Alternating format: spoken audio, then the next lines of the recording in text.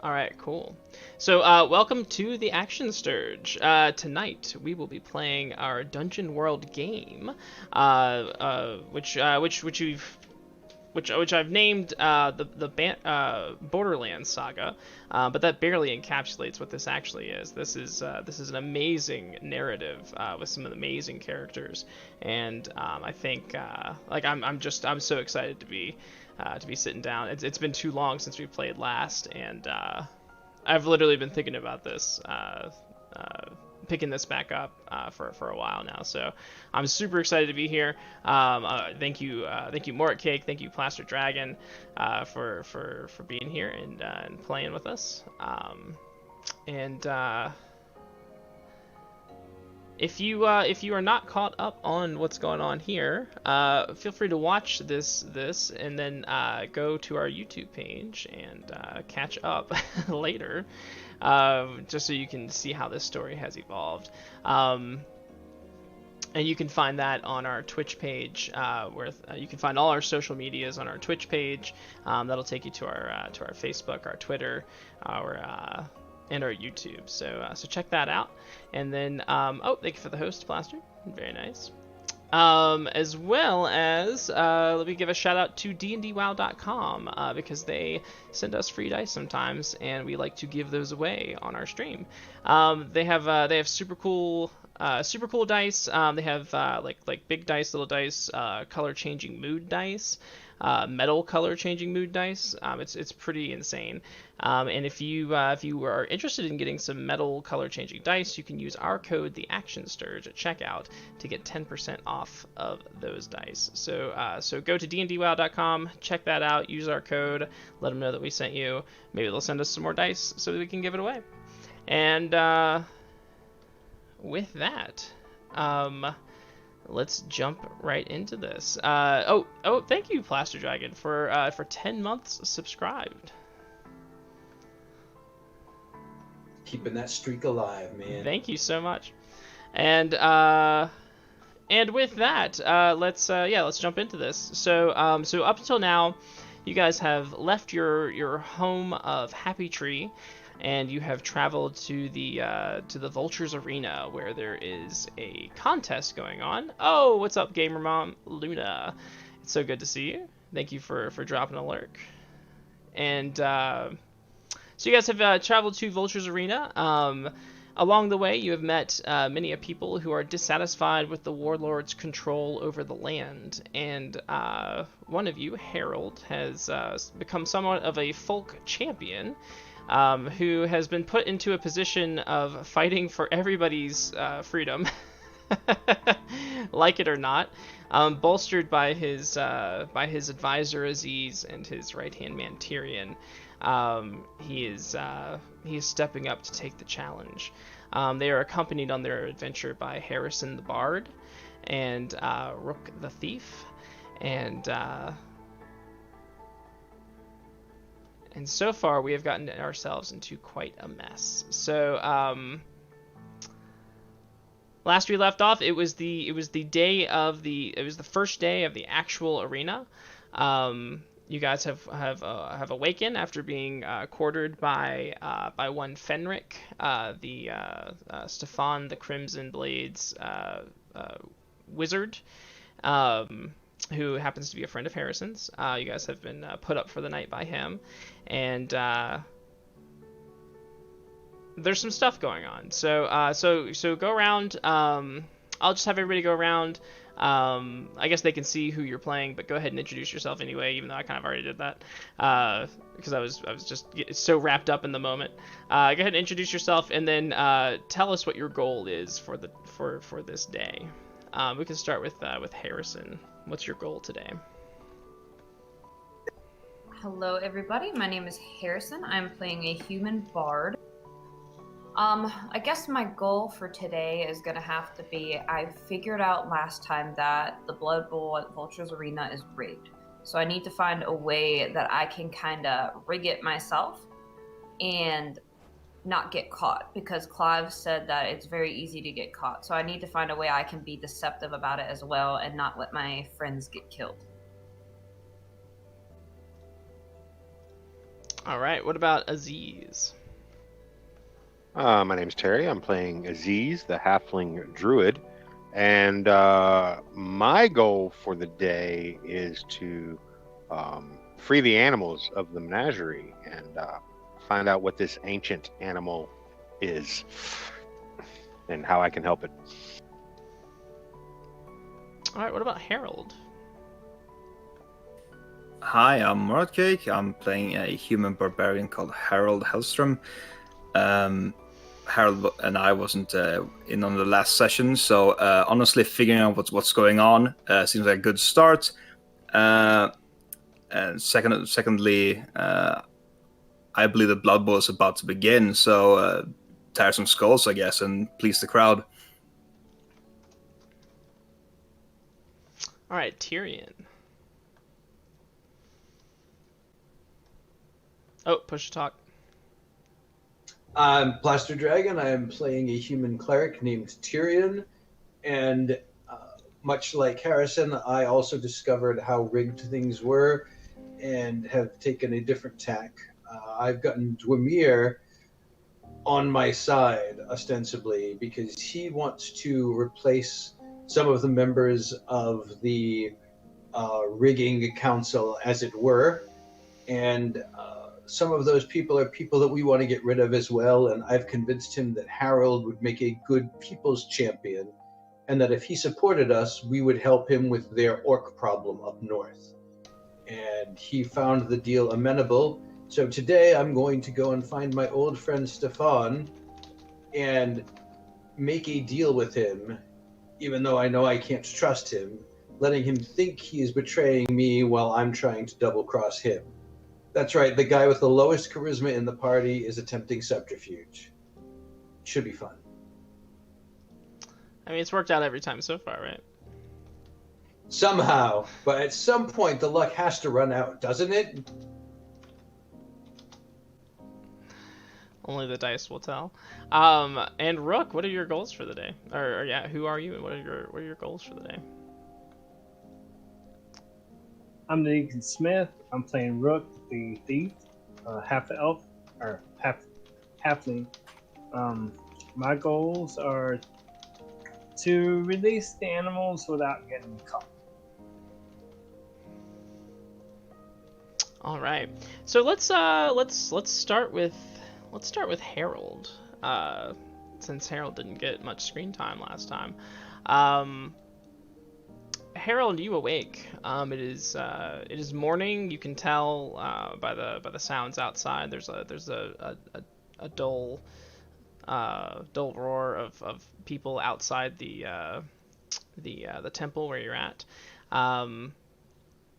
As little streams of daylight are kind of coming through the window, and you can hear movement beyond the curtain partition where you're laying to rest. Now Tyrion was sharing the space with you, but you awake to find that he is gone, and you are alone. What do you do? I try to shake myself awake, look around, see if, can I see the people? They hear the movement. Can I see anyone walking around, or are they outside of my chambers? No, they're actually outside the tower walls. You can hear some noise coming in through the window. Okay, and I don't see the priestess around, do I? You may, if you pull the curtain aside. I will do so. Okay. So she, so this tower, she kind of has her like personal quarters, which is where you are. That's like where she like lives and like runs her business from. And then there's like a spiral staircase that goes up to the top of the tower where the actual like idols are for people to pray to. So you're like in her living quarters essentially, and as you peek out, you can see sort of she's kind of almost like a silhouette from the light that's kind of pouring in through the window, kind of in your face.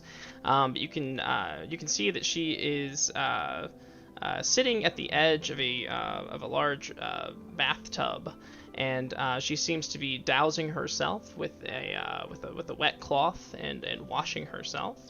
And I close the curtain with as much noise as I can do. Yeah, it's like, no, sorry, my mistake.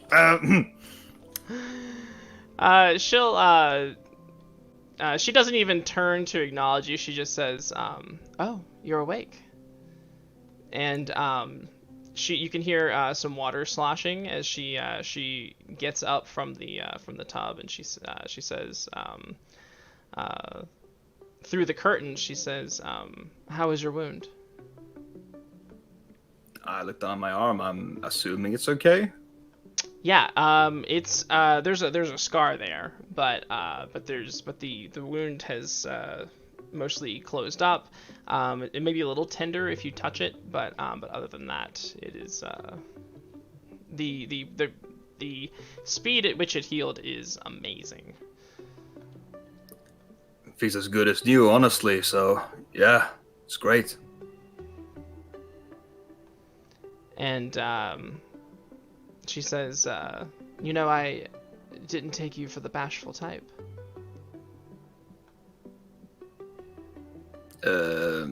Excuse me? The way you close the curtain and all makes a woman wonder. I mean, privacy is to be respected. She says, "I have nothing to hide." And she will... I immediately open the curtain.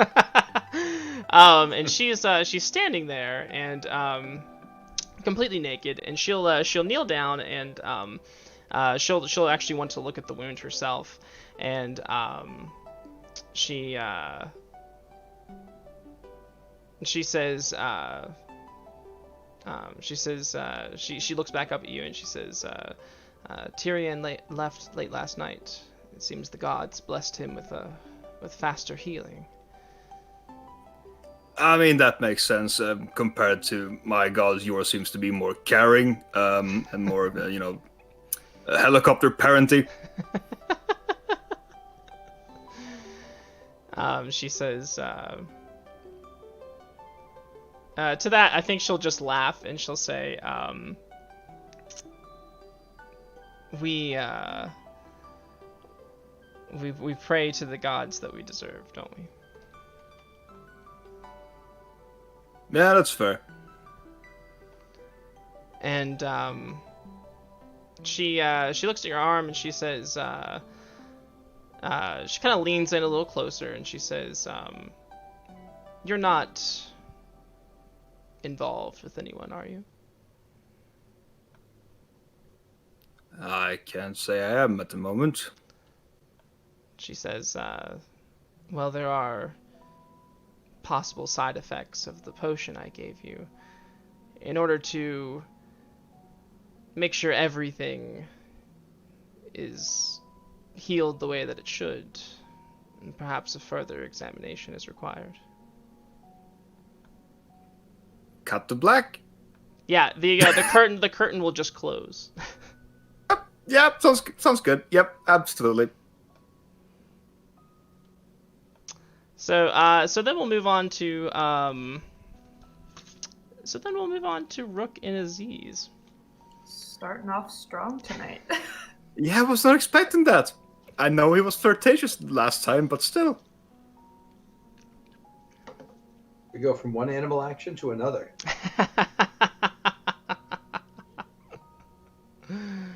So yeah, Aziz. I'll show myself out. Aziz and Rook, what's going on? What time of day is it? It is morning.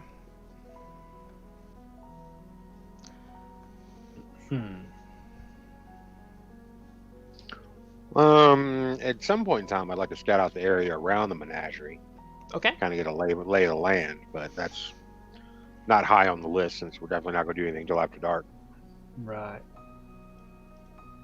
Well, as you guys are making your way towards the menagerie, you're going to discover that there's a lot of activity in that area. There's a lot of guards. There's a lot of workers, and they seem to be moving the animals. That's not good. Moving them where? Like the whole zoo? Yeah. I don't think a roll is required for this. I think it's pretty clear that they're moving them towards the arena.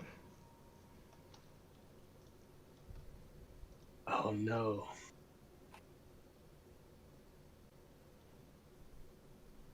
All right, I'm gonna stay close and I'm just gonna follow along. Okay.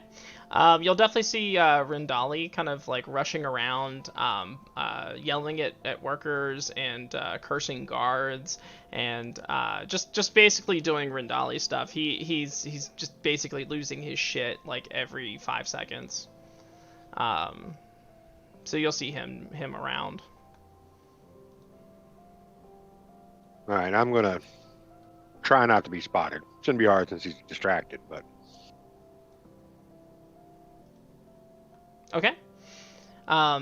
So they appear to be moving the animals with some degree of success.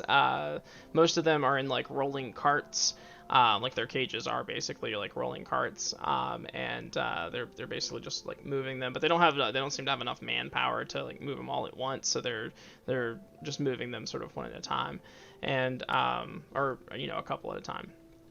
The only thing they can't move appears to be that giant fenced-in area. Like it's like a giant circular wooden fenced-in area, where the fence, like the wooden planks go like way up in the air, probably about 15 feet or so.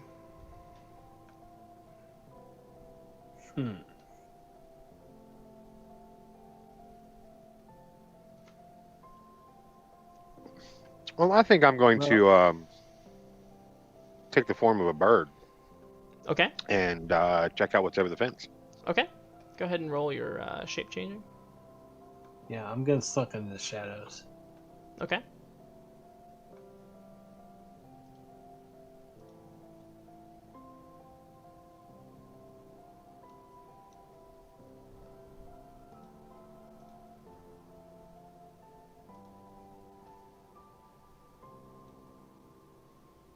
And Rook, are you keeping an eye on anything in particular, or are you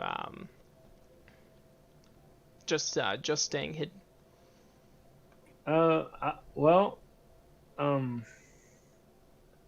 Yeah, I'm keeping an eye on the enclosed structure, because obviously the whole menagerie is going to the arena. Okay. Yeah, so you successfully turn into the bird, Aziz, and what do you do now?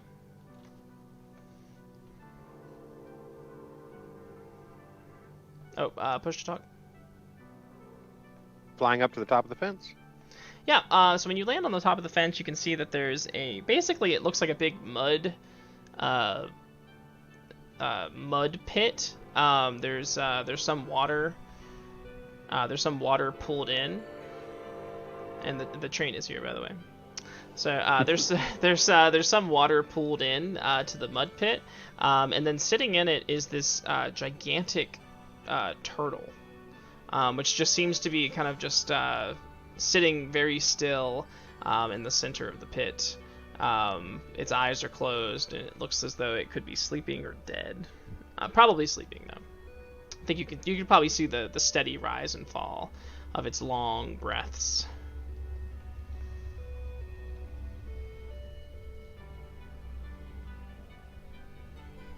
And the wall is high enough to where I don't see that. Correct, yeah. The wall is about 15 feet tall.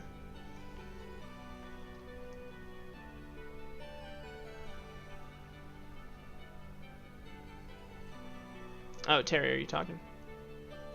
Yeah, I'm gonna. Are they are they currently on a trip to the Coliseum? Yeah, there are guards around though. There's people left behind. Rendalia is among them, but they're currently making a trip right now. But some of them are left behind, like prepping the next batch to go. True, but I figured this thing will probably be the last. So I think I'm going to drop down and talk with the turtle. Okay. When you drop down, it doesn't seem to notice you. What do you say to get its attention?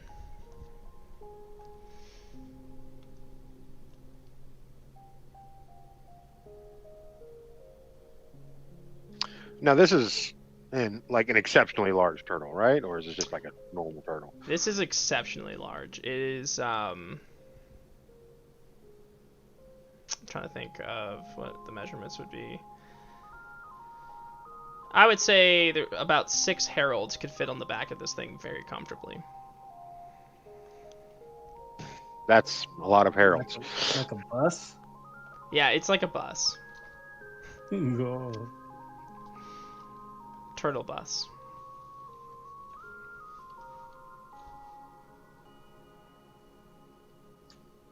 Wow. So yeah, I'm just gonna kind of keep my respectful distance, but just be like, greetings, ancient one. Its one eye will open, and then another, and then it will sort of lift its head, its majestic head, and actually it doesn't look majestic at all. It's just big, and it's kind of dirty, and it looks kind of sick. It doesn't look like it's it looks like an imprisoned animal would. But it sort of lifts its weary head, and it kind of looks you up and down, and it says, little bird,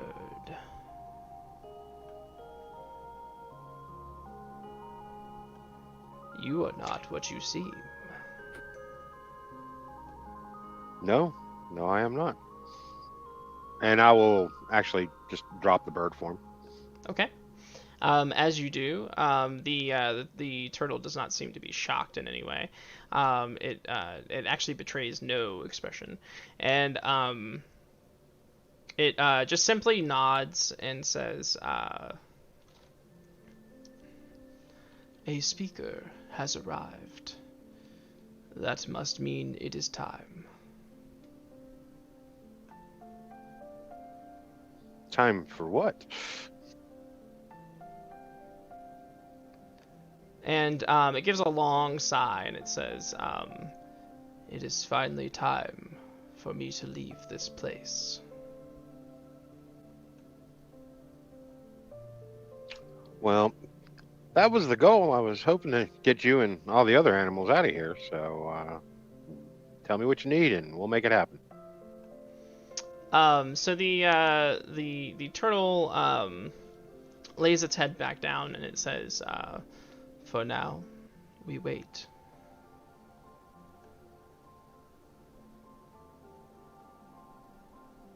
Okay.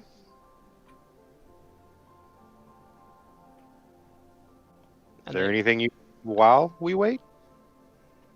It appears to have gone back to sleep.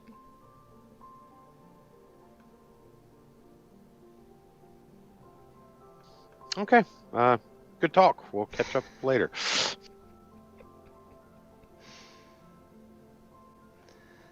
Okay, so what do you do? Oh, actually, Rook, you're outside, right? Yeah, I'm just watching, waiting for disease. Okay, yeah, so this actually, this where you're at right now gives you a perfect view of the campground that surrounds the Vulture's arena. I mean, it's like a whole tent city just like set up like around. It's like a festival kind of scene.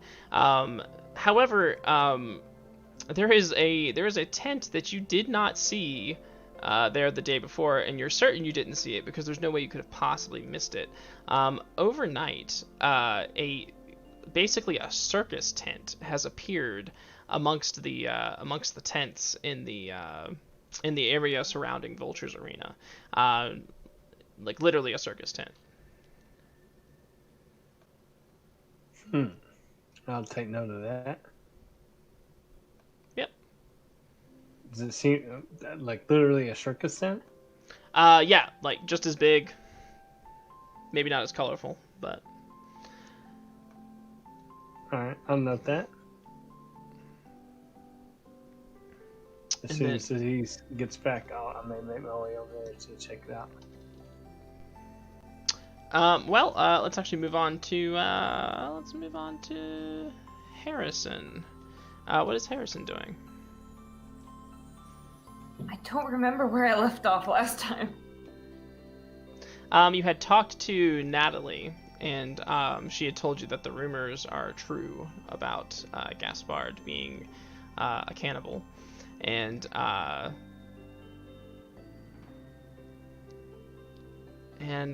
that's all I remember. So it's up to you.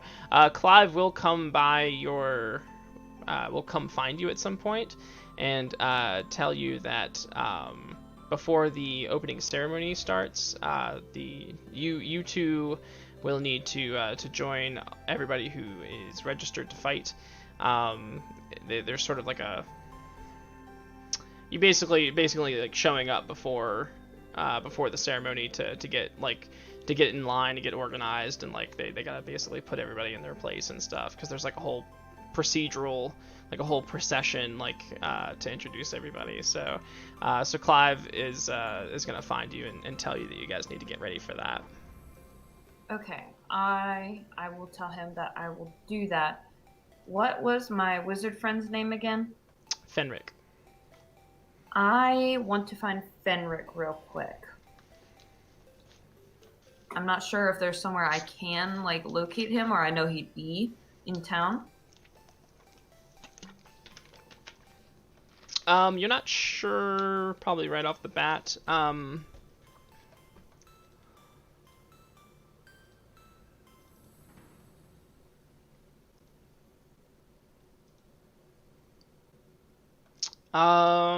You can either ask somebody or maybe spout lore.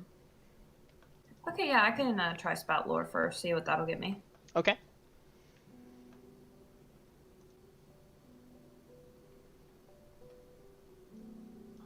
I'll be right back, but I'm still listening. Okay.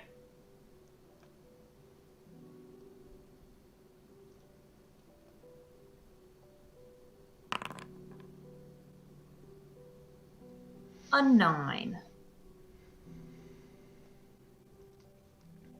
Okay. So you know that Fenric doesn't really have like a big role to play in the actual arena. So you'd probably think that he's probably somewhere in the fort, like in the castle. Is there like a library somewhere that I think he would probably be studying in? That would be my first inclination. Is like he's somewhere where there's somewhere he can read, knowing he went to wizarding school. Well, and you might assume that he actually has like a workshop within the lab, or Okay. within the castle. You're just not quite sure where that would be. But at any rate, if you wanted to find him, you'd probably have to head to the castle itself.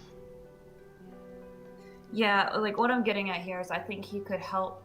I don't know if he would actively help me if I didn't tell him what I'm trying to conceal my spells for. I don't think he would care. But if I told him, hey, I'm going to use this so I can rig the Blood Bowl, he wouldn't help me. So I just want to ask him if he knows anything that could help conceal my spells and not make them so obvious. A potion, an herb. Okay. So like I said, you can totally ask him that. You're basically just gonna have to go into the castle and kind of ask around to see if you can find out where he is. All right, how far is the castle from where I am right now? Well, you're actually within the guest house within the fort, so it's literally like 5 minutes away. Okay, yeah, sure. So then I will go to the castle.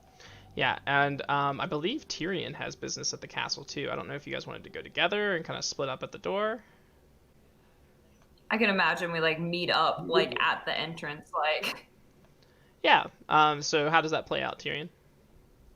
Yeah, we can head over together and then be like, oh well, I'm going this way. Oh well, yeah, okay. Did we? No, I'm did going we? in here. All right, you want? And you're gonna. Okay. Oh, it's, oh, can I? Now, Age before beauty, age before beauty.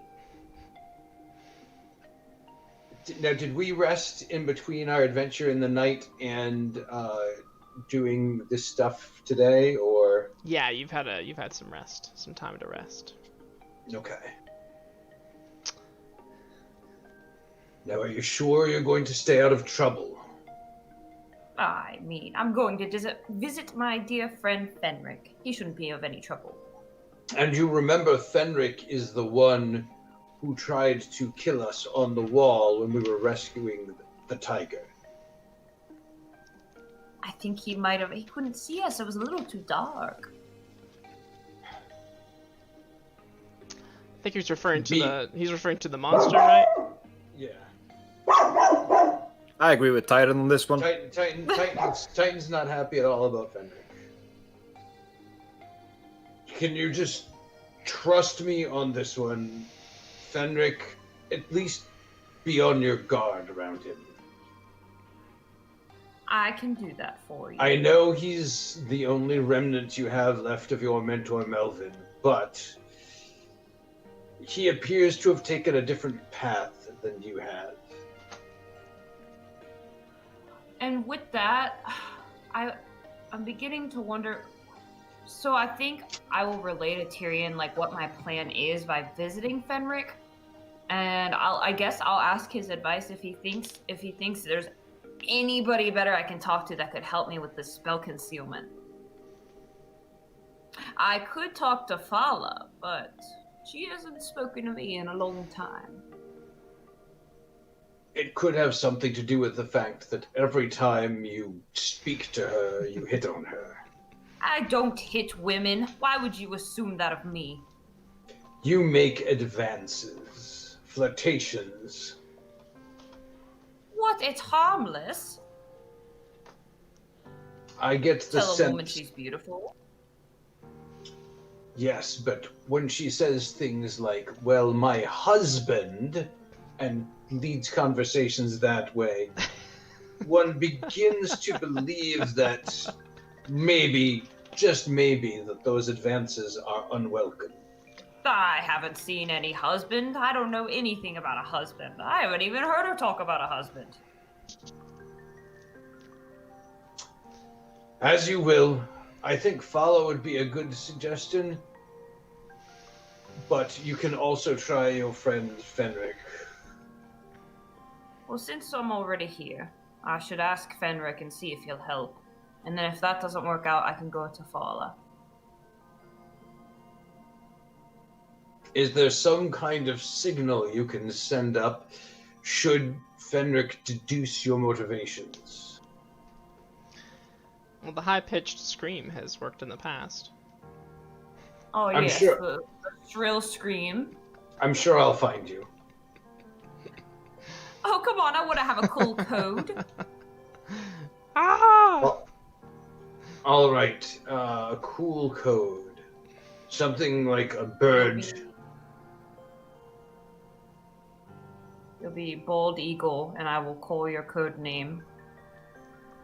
That sounds acceptable. Bald Eagle! Help me, caw. Yes, that will do fine. Except it's more like I pull out my lute and I go, caw, and I like strum it.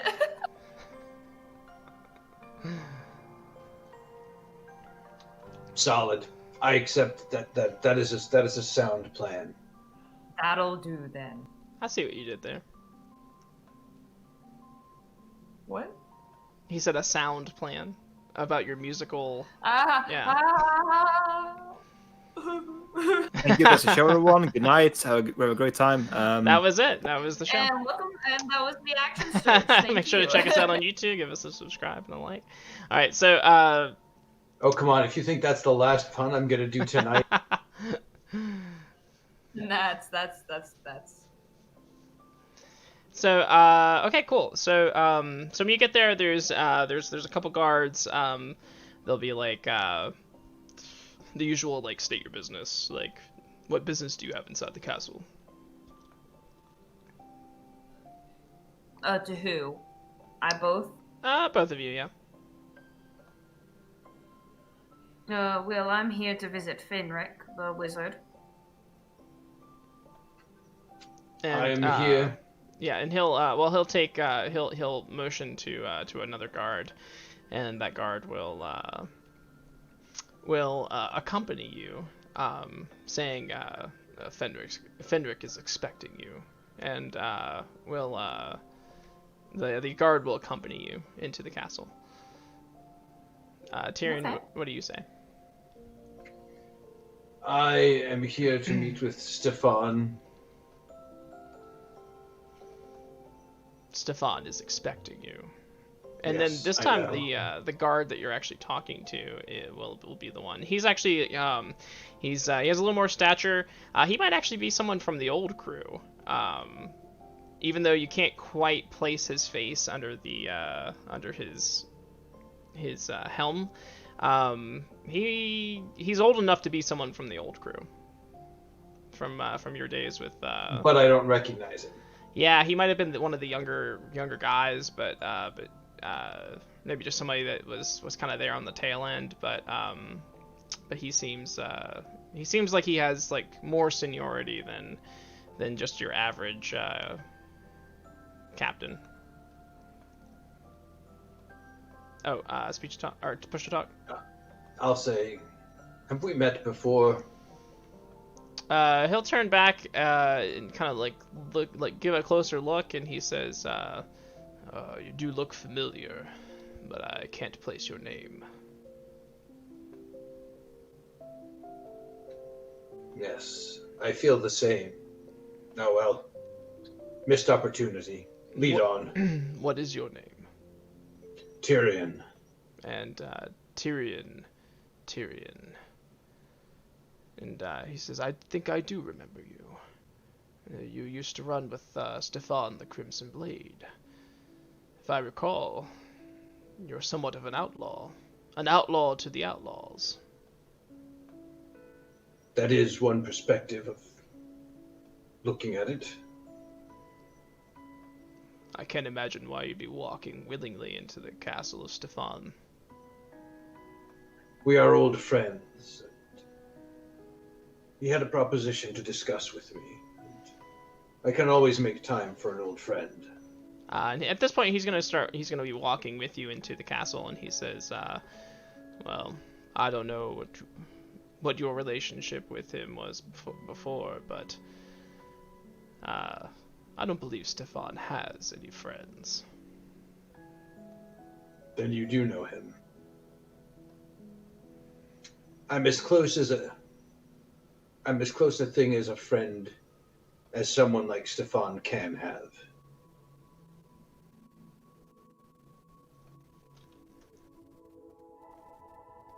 And he says, as you guys are walking, he makes some idle small talk with you, mostly just about like what have you been up to, like he can't he's definitely heard your name before, usually like in derision, but he does seem to like have sort of a balanced perspective, like knowing that that there are two sides to every story. He's actually quite pleasant to talk to, but he's going to take you up to Stefan's room up in the tower, and before you as he sort of drops you off in front of the door, he'll extend a hand and he says, "Well, it was good to meet you, Tyrion, and my name is Cotter, by the way." Connor, nice to meet you as well. Blessings to you and your house.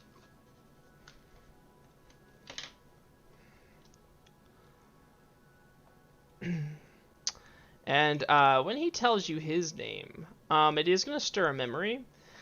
The guy that Stefan overthrew had a grandson named Connor, and he would probably be about this age. But it might just be a bit of a thought in your mind, and then he's sort of gone before you can finish it.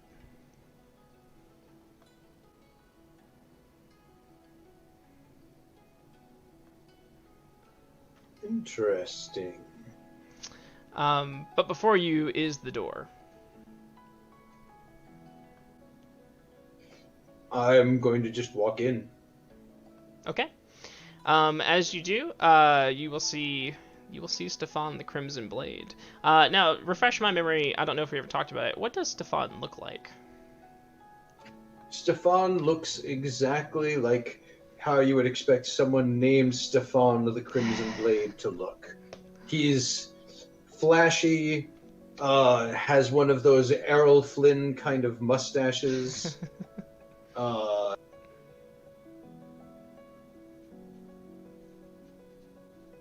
Sharp, well-coiffed hair.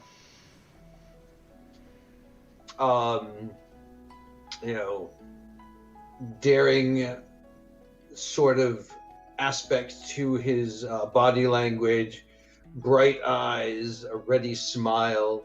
But like if you looked into those eyes, you'd see that there was no actual, like, there's no light behind the smile. Right, just sort of a dead-eyed smile. Yeah, it's like, you know that you are locking eyes with a predator. Yeah. And he will definitely give you like a big smile, still the same dead eyes, but big smile, and he'll say, "Ah, finally, someone with some actual balls has walked into the castle. Tyrion, it's been a long time." It has indeed, my old friend. And he'll come close to you, like startling, like with great speed. It may put you on defense, maybe, almost just instinctually, because he comes over, but his arms are wide and he goes to embrace you. I'll embrace him. I imagine it's like vampire speed, like just like a blink and there in your face, like no wind or footsteps or anything. He's just there. It's like a Doctor Who weeping angel. Yeah. You're like, ah! Don't blink, don't blink, don't blink. So, as he pulls back from the embrace, he says,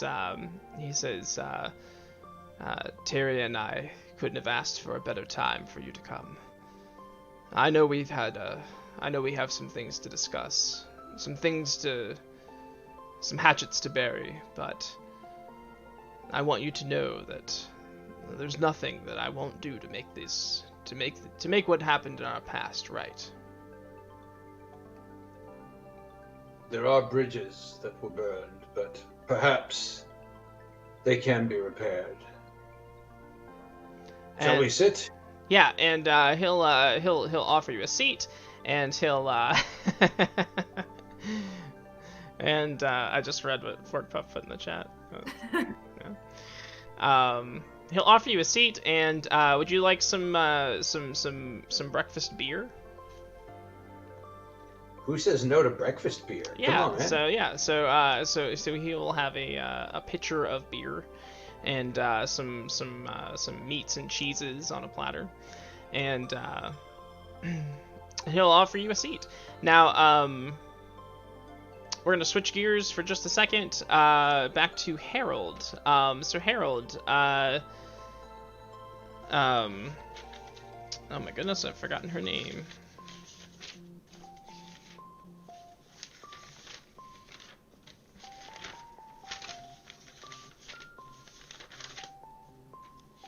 Lucidia. So Lucidia is putting her robes and vestments back on, and she turns back to you and she says, well, it is my expert opinion that you are in tip-top shape to compete in the arena. Arena. Right, the arena. Fuck! And I just like haphazard to try and dress quickly. Like, fuck, I'm late. I don't even know where to start. God damn it! Shit. He has like a little Hank Hill tushy, like. So he's like super buff in every respect, but. What's with you and Tush tonight? Yeah, Tush right. To talk. Dank Tush. Dank Tush. So you're rushing around, and she's going to tell you that the opening ceremony is going to be happening in the afternoon, but that usually like fighters who are registered need to show up a couple hours beforehand to actually be part of the ceremony. So she recommends that you get over there as soon as you can. Yeah, I need things. I need to rush quickly. This is great. Should I definitely do it again? God damn it! This. I'll see you later.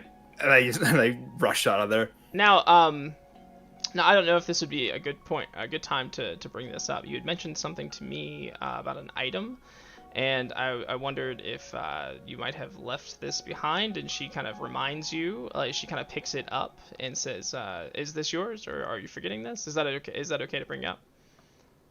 Yeah, sure. Do you want me to describe the item first? Yeah, yeah, absolutely.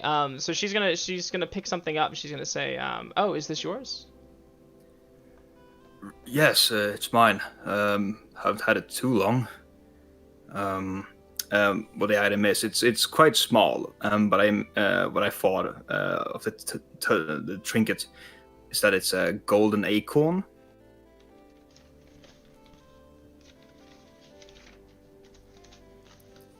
Kind of has a connection to the typical Nordic pantheon. With Ratatosk, the squirrel that runs on Yggdrasil, from the top to the bottom of it. Sort of like a messenger kind of situation. And he got the item whilst was on the ship to this continent.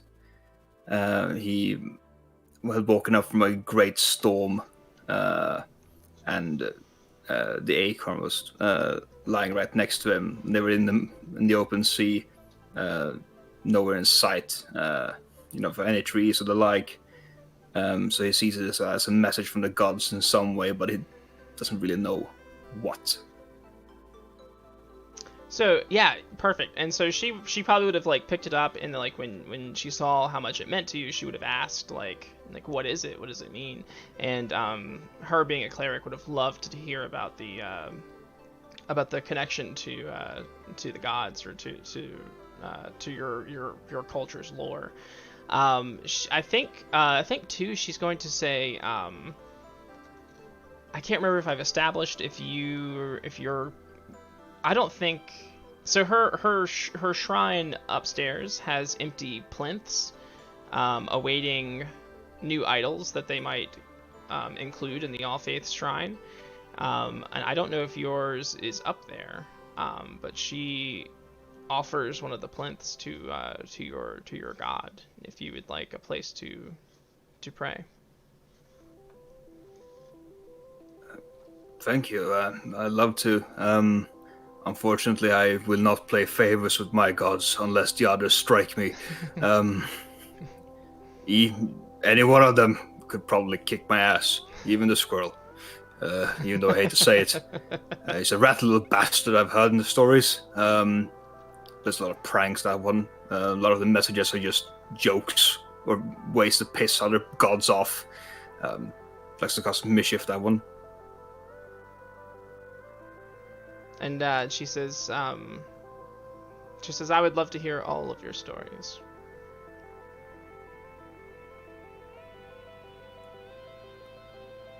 I love to tell them.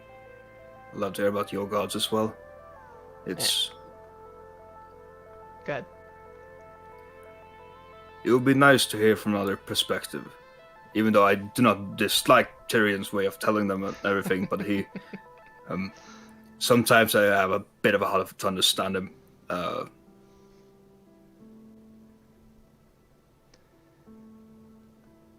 And she nods and she says he is quite the zealot at times, and no wonder why. His faith has carried him through some incredibly hard times, and seen him through some some circumstances that under normal circumstances would have killed him. She says, but there are other gods in our pantheon, and they have many stories to tell. But I believe you're running late. I am running late. I just want to say that is actually one of the biggest reasons I have a great respect for Tyrion. His unwavering faith, his belief. Even though I do not understand all of what his passages and what his God means and everything, but I respect any person who puts such belief and faith in something, especially in the gods. And she nods and she says, I just hope that they do have a plan for him, and that he's not rushing ahead blindly. He's earned Eldeth's blessing, so I suppose I must have faith too. Even if they don't, we'll sway them. And I kiss her and I take my leave. Okay. Yeah, she'll hold you there for a moment, and then she will let you go. And so, as a stark contrast to the quiet, intimate setting that you were just in, you step outside the temple, and the streets are a bustling madhouse. There are people like pushing past you. Like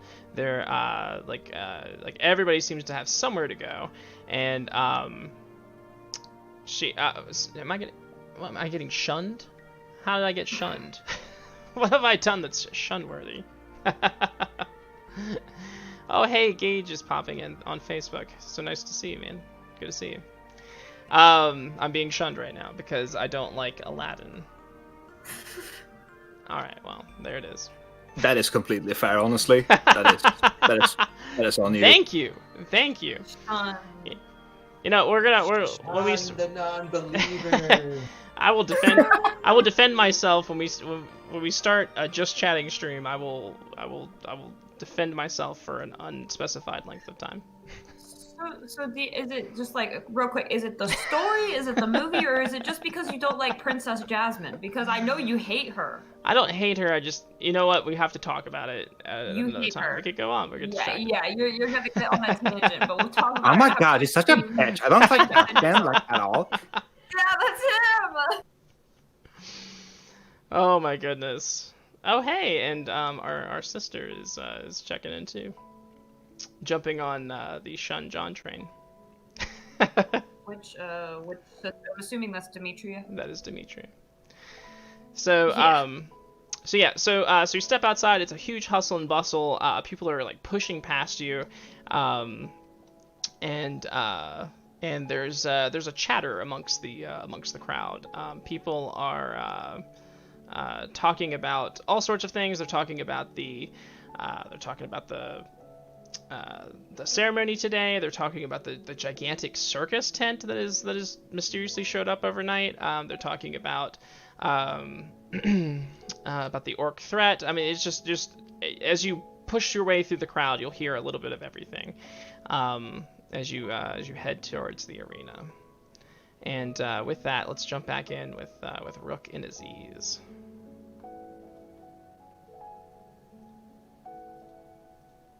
All right. Aziz, have you made it back over the wall yet? I'm assuming. Yeah, we'll just do one of those transitions where you're just like on the other side. We don't have to see how you. All right. So you fill me in on the turtle situation.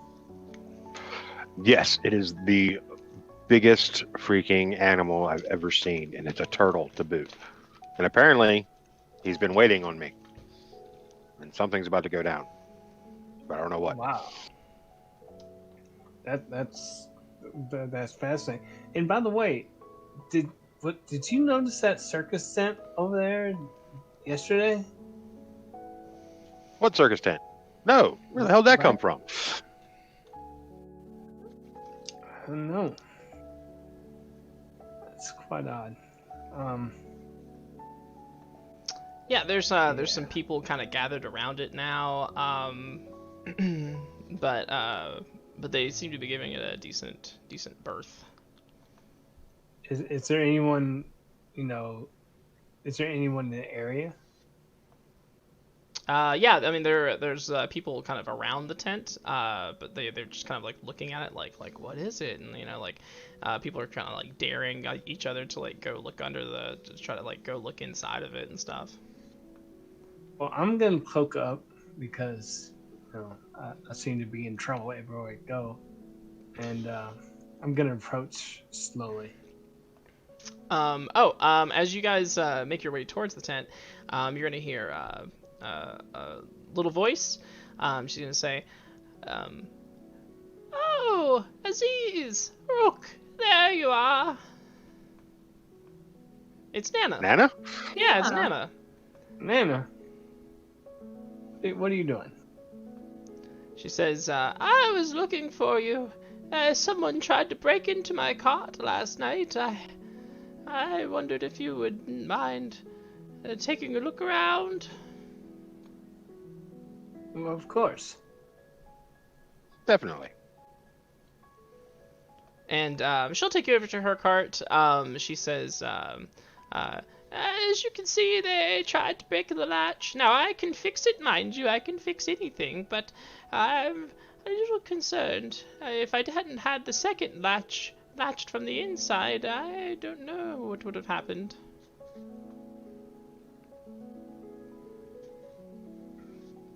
Oh.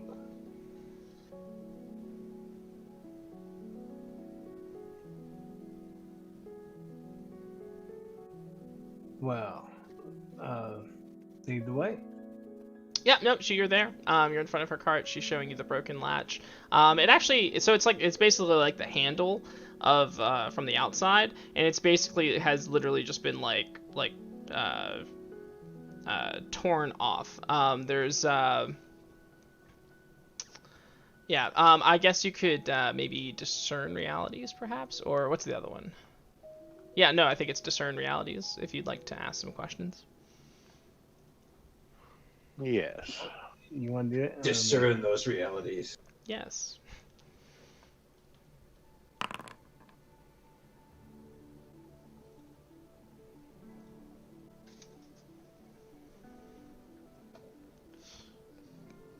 Okay. Partial success. You get one question, I believe.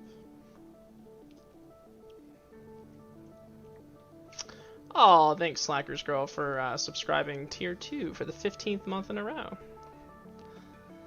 Nice.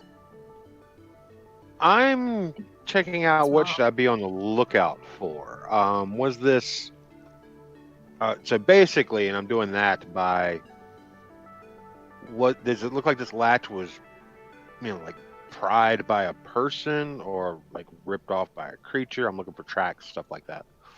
So, yes, so you'll find some truth in the tracks. There are tiny footprints, bare feet footprints around the dirt around the cart. They seem to be circling it, and I think just judging by the footprints, what you should be on the lookout for is goblins. Goblins? Here? Yes. That is ballsy. Bastards.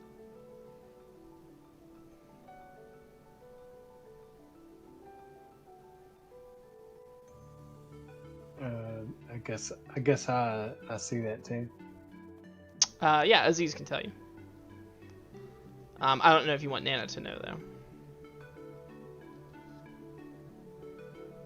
I'll do that to Aziz. Well, actually, if Rook wants to check out, like, now that you know what to look for, like the tracks and stuff like that, were any other carts bothered, or did they come straight here? Ooh,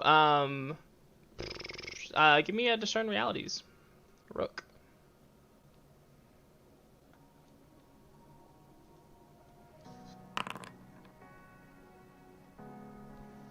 Oh.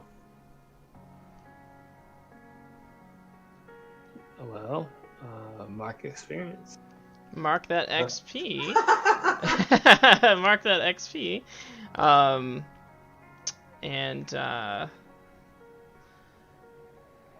And also,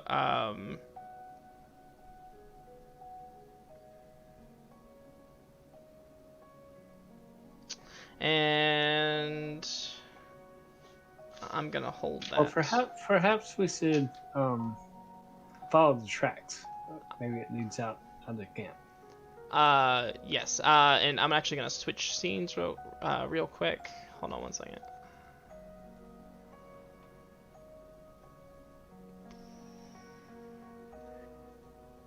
Gotta get my GM screen up.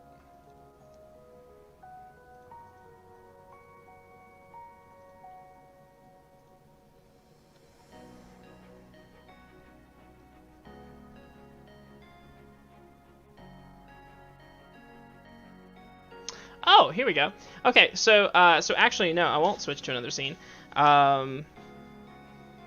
So actually, Rook, you're making, you're trying to follow the tracks, and you're basically like following them like around the cart, and then like you realize that that there are no tracks leading away from the cart.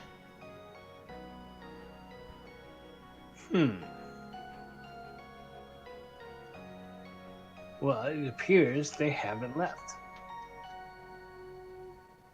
We should check inside.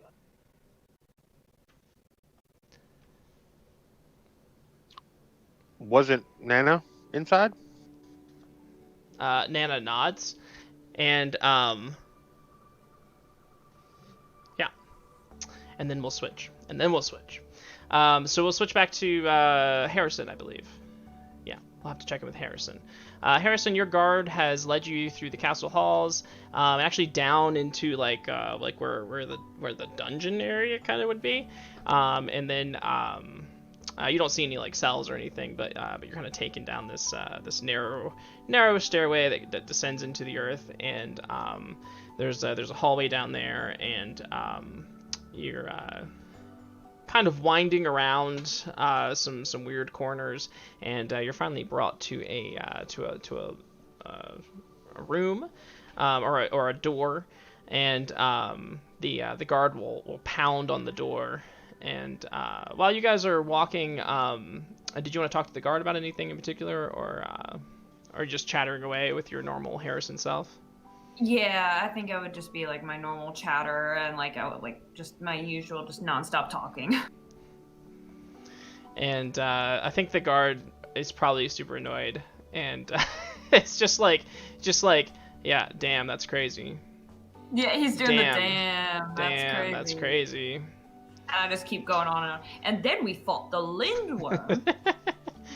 And so he'll take you to the room, and then he'll pound on the door a couple times, and he'll look at you and he'll say, "It always takes him a minute."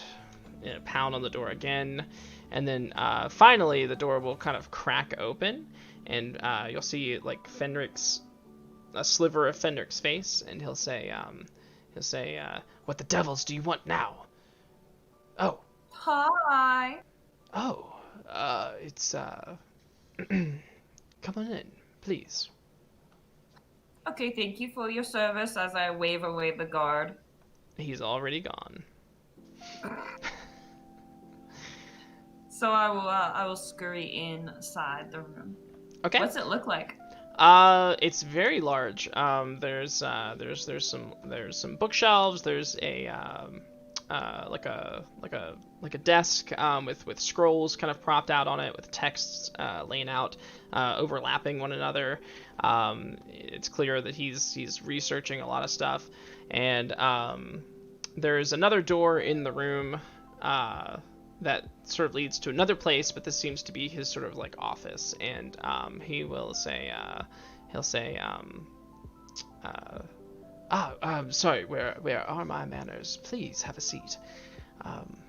It's good to see you, Harrison. Yeah, I will take a seat in the comfiest looking chair in the room. I don't even care if it's his. Yeah. Well, there's only one chair, and it is his, so he's gonna offer you that chair. Yeah, I'm taking a sit. Okay. It probably feels good on my bum cheeks. And he says, did you find anything out last night? Did you find the tiger? What does Harrison remember? Well, it probably had to be filled in because you left the tiger situation and then got dinner instead. Yeah. So yeah. Okay. So I'll just be honest. I'll be like, well, something came up, and did I get to meet Gaspard, or who was it I got to meet? You got to meet Malachi and Domir and Natalie. Okay, yeah, I'll tell him that I met Malachi and Domir, and I also got to meet a fair maiden named Natalie. And he kind of shudders and he says, I hate them so much. All of them, or like excluding Natalie, because she is quite a lovely woman. He says, don't be taken in by her charms, Harrison. She's one of Gaspard's spies. Oh, you're joking. And I'm gonna give him like that come on now. And then when I don't get a reaction from him and he keeps that straight face like you have on right now, I'm gonna be like, oh, you're serious. Yeah, and he says, being deaf is her greatest attribute. She can read lips from anyone across the room. You give her a pair of binoculars and she can tell you what people are talking about across the stadium. And he says, Gaspard's no fool. He knows exactly how to utilize people's talents. As he's like saying this, I have my own little personal diary, and there's like a heart with both of our names in it. I'm putting like a little scribble down between it. So close. Get him next time, Tiger. The fact that she's chosen to cozy up to you means that you might have something Gaspard wants. Me? And I'll be like, I sure hope it isn't my clothes or my skin. It's probably your access to Harold the Great. No, I won't allow it. I'll just tell him no. And Gaspard isn't really the kind of person that you get to tell no. Maybe I could ask him no? And he shakes his head. He says, Harrison, you know I care about you. Stay away from her. Don't get yourself mixed up with Gaspard. I know, but she's the most gorgeous woman I've ever met, next to Fala and next to him. And he kind of, as you trail off, he kind of like stares off into the distance for a moment until he snaps back to reality, and he's just like, oh, and speaking of my affection for you, that reminds me, our master. I had Stefan's scryers. Did I say scryer last time? Yeah, scryer. Yeah, why not? I had Stefan's scryer try to locate him. To no avail, of course. The old man's covered his tracks quite well. But we did pick up something, a trace of somewhere he's been.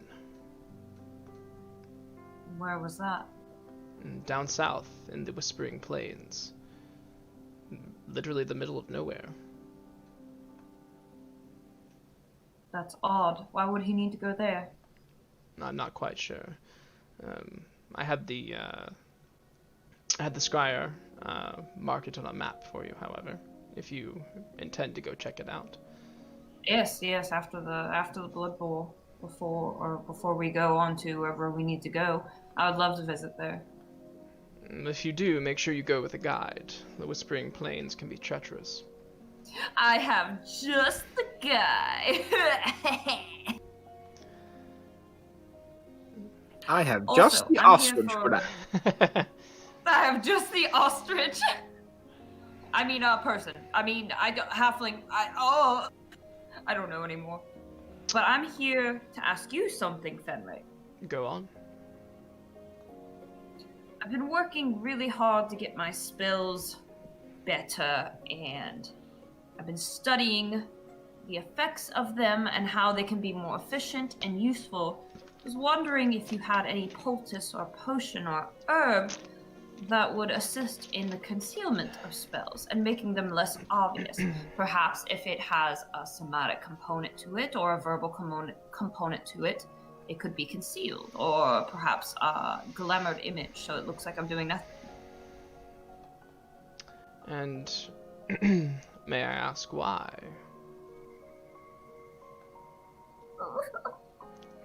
Hold on, give me a second.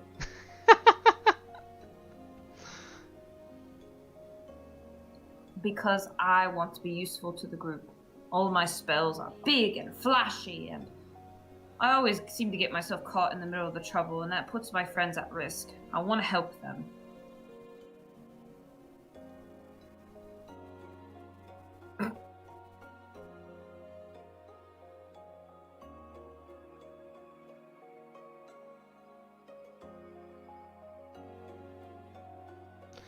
He kind of gives you a nod, or he kind of gives you a look like, and he he says, "I may have something," and he says, "Excuse me for one moment," and he will go through the other door. Can I come with you?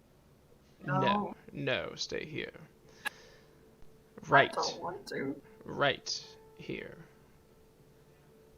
Okay, I'm gonna sit back in the chair. And Can I sit in the chair? yeah, and he's going to leave the room. He's going to go into the door, the other door.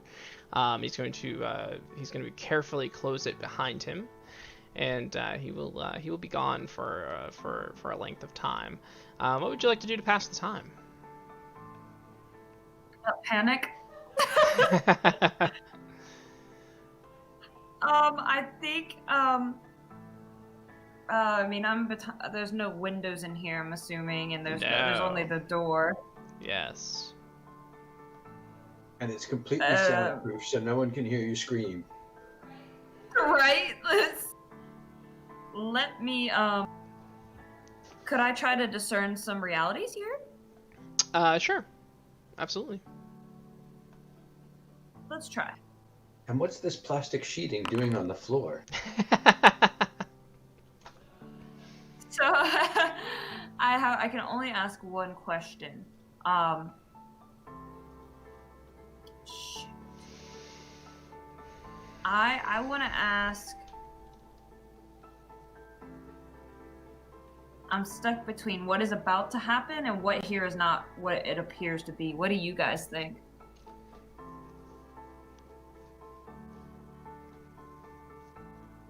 What is not what it appears to be is always my favorite.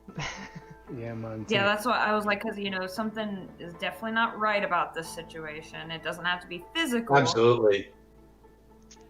Yeah, I'll And definitely I feel like go if for I it. ask what is about to happen, the only way I'm going to find out is if it happens. You know what I'm saying?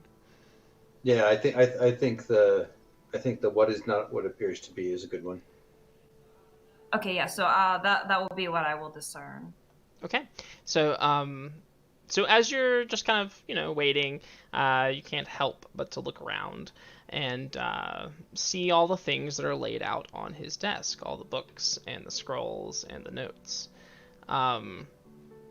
As your eyes are flitting around from text to text to notes, you're going to find out that Fenric is very invested in the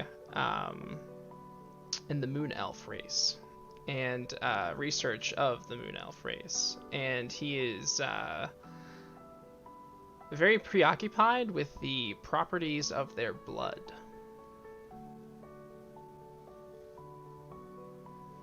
I didn't tell him about fall, right? I don't believe so.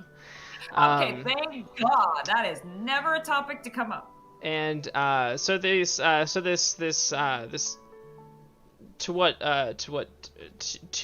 the untrained eye, this sprawling research might appear as nothing more than a curiosity, but to you, this appears to you to be bordering on blood magic. Like a little sinister blood magic. Yes. Okay. Specifically geared at the blood of moon elves. And is there any other kind of is that the only? Is there like other races' blood that can be used for something? Like any other research about other races' blood and maybe the different effects of using that? He is incredibly focused on the blood of moon elves. Okay. Oh, all right. That makes me almost feel dizzy, so I'll probably sit back down in the chair dramatically and do one of these numbers. But I will wait for him after I have forked through his belongings. Okay. And we'll leave you there. Let's pop back over to Tyrion. So Tyrion, actually, yeah, we'll go to Tyrion. So Tyrion, so you're sitting down with Stefan. Stefan has asked you like what have you been up to over these years? I've definitely heard things. Hopefully not all of them true. And I'm going to, gloss over some of the details, but I'm going to, spin enough of a yarn that is consistent with the person who broke with him all those years ago, because he knows what my faith was. He knows defender of the downtrodden and such. And I will, of course, omit anything where I was directly in opposition to him and his goals. Where except for the guard that I pissed off in what was his name? Krauser. Yeah, I'll leave it in the bit about Krauser. Okay. Yeah, he'll charming as ever. He'll laugh and he'll say yes, some of these upstarts aren't all they're cracked up to be, are they? Yes, you've really let your recruiting process go, though. That Connor out there seems a stout lad. And he says, well, you have to take your pick of what lot is given to you. And then he looks at you and he says, Connor, I don't believe I have anyone in the ranks under that name. I may have misheard him. Yeah, you can tell he's letting it go, but he's definitely making a note. And but he quickly moves on. And he says, yes, unfortunately, I have to pick from the lot that I'm given. I'll be honest, Tyrion. I could really use someone like you back in our ranks. I don't think it's any secret that I've lost my way. We did do some pretty great things back in the day, didn't we? Yes, we did. I think we could do even more great things. I agree. Leading isn't exactly the same as I thought it would be. It never is. So what did you have in mind? How can we right the ship, so to speak? I want to reinstill faith back to the people. I want to give them something to cling to, some hope to guide them. Especially since, it's any day now the orcs will be breaking through the pass and invading our land. We'll need every shred of hope we can to stand against them. Indeed we will. And my friends and I stand at the ready to assist in that process of pushing back the orcs, even going out as a vanguard and infiltrating and possibly decapitating their forces. And he flashes you a big salesman smile, and he says, see, this is what I'm talking about, Tyrion. This is the way it used to be. We're of the same mind. And he says, you've been traveling with a bit of a folk hero under the name of Harold the Great. Indeed. And he is as the legends say he is. And he says, I have no doubt. I've been following his adventures very closely. I think he may be the one to bring this land together and help defend it from its threat. He may, if he is given an honest chance to do so. I couldn't agree more. But he seems to want to stand against me, Tyrion. I can't imagine with such careful guidance that you offer why he would want to do such a thing. He doesn't want to stand against you. He wants to stand for the people. And unfortunately, those two things have come at odds of late. As you say, you've lost your way. You used to be about the profit and the adventure. But now you've become more about the title and the trappings and the control. Tyrion, my old friend, I inherited a broken land. I've done everything I can to keep my people safe and well. However, with this threat looming over our peaceful valley, I've had to do some things that I'm not proud of to make sure that we are prepared. I've had to tax these people almost to the brink of death, if only to make sure that our granaries are full for when our soldiers fight the orcs. There is one thing that your taxes, that your strong-arm tactics cannot do, and it is a thing that I have tried explaining to your rank and file, and they rebuff me at every turn. And that is? Inspire. Harold inspires everywhere he goes.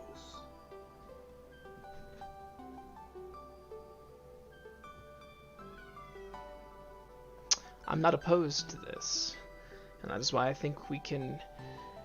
Well, that is why I think he's instrumental to any chance we have of succeeding.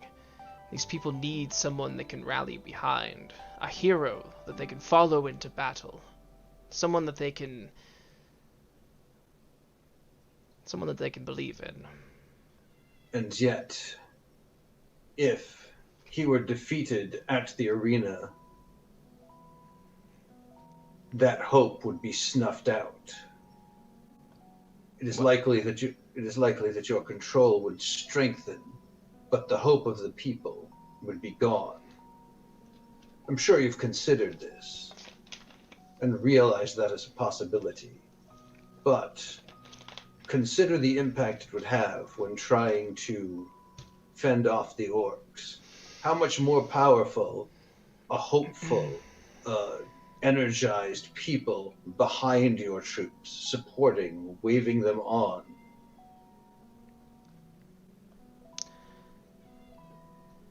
He says, I understand that your words are well meant, Tyrion, but I don't think the people can sustain a change in leadership at this time. Now, if Harold were to submit himself to me and fight for me, then perhaps we could deal with the transition of leadership at some time afterwards. Right now, we need as much solidarity as possible. If he stands up to fight against me in the arena, then it sends a conflicting message to the people. If he defeats my man and makes us look weak, then the people have no hope in our chances of defeating the orcs. And yet, if he is slain, then they also lose hope. And what if he defeats your man, and out of magnanimity, you release these people from their bonds, and say we remove someone else from the ruling council that I have heard rumblings that you are no fan of? Gaspard, perhaps? And he shoots you a look and he says, now where might you have heard such rumblings? And for the first time, his smile diminishes into a mere smirk. Let us say that faith carries you to surprising places, and occasionally the gods nudge me in directions that are surprising to me. It's good to have a little bird on your shoulder every once in a while. And I know that Gaspard is every bit the animal he is rumored to be. As such, he cannot possibly make for a reliable partner. A powerful force, yes, but someone who can be depended upon? You know you can depend upon Harold to always do the right thing, to always stand for the people. Such things can be planned for. Can you plan for what Gaspard will do?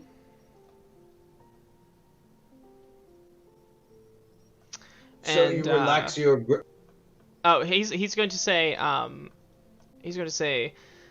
Gaspard has been a staunch ally to me for quite some time. If we're talking about wild cards and unpredictable behaviors, then we need to look no further than Vlad. If there's anyone who would need to be replaced with someone a bit more stable, perhaps Vlad would be the one.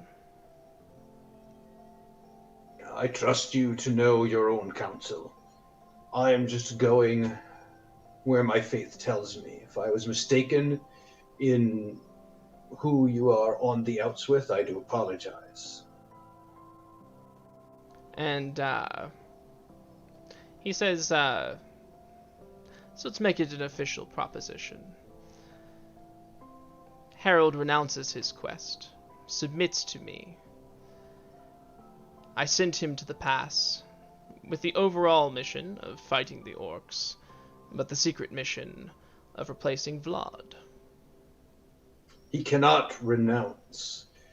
He is doing this as much for the people as he is to prove himself in front of his gods.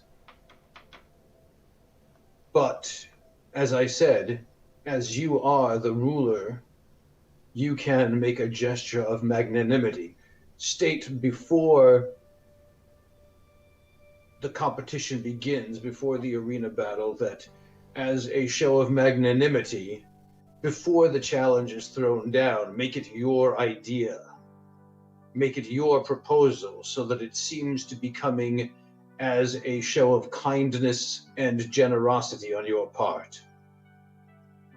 A show of weakness at the No, precipice of battle. A show of strength. The fact that you are giving something to your people. It's only weakness if it is taken from you, if it is granted beforehand, or perhaps even proclaim it before the battle so that the outcome of the battle doesn't even matter. So you've heard the cries of your people, and you are loosening your restrictions on them. As a response to their pain, then the battle no longer matters, and it is merely Harold fighting for the praise of his gods. Then it's not weakness at all. So he's gonna stand up and look out the window, which kind of overlooks the arena, and he says, "So you're saying Harold will not submit?" I'm saying Harold cannot submit. To do so would be to dishonor himself in front of his gods. And you know how I feel about paying homage to your gods. And he, still facing away from you, he says, "You know, Tyrion, I thought maybe after all these years you had changed. I'm afraid I'm sad to discover that you're still the same stubborn man you once were. With I'm not. With no realistic insight of the larger picture." And I offer you pragmatism. In the past, I wouldn't have even offered you that. I wouldn't have come here. I would have plotted and determined ways forward that didn't even involve your input. And yet here I come to you and offer you pragmatic solutions, ideas for how you can save face without losing honor. Opportunities where you can still achieve your goals. Keep your power. Fend off the orcs without losing nearly as much of your forces personally. Strengthen your position and at the same time get what you want. But all you see is your pride and your power. Tell me which of us is stubborn and which of us is yielding. And so I'm going to leave it on that, and I'm going to switch back over to Harold, I believe. So Harold,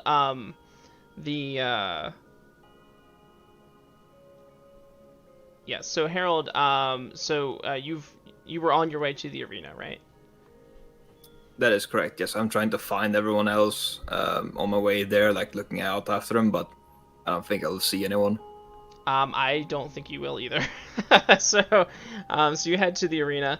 As you're pushing your way in, you're seeing that they're transporting these animals in cages into the arena, and they're sort of like parking them up like alongside the one of the at the bottom of one of the stands. All the animals look like very perturbed and anxious, and there's also just a huge crowd of people. As you walk in, you can see that there's it looks like just fighters of every shape and size. There's people who look like they're the like clean cut kind of fighters, and then just kind of these like shady kind of like borderline criminals.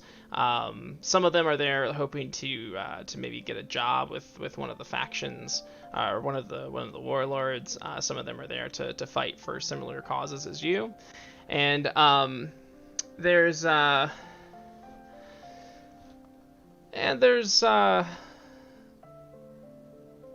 I'd say when you walk in, there's a little bit of a hush from the people that see you, like the crowd immediately in front of you.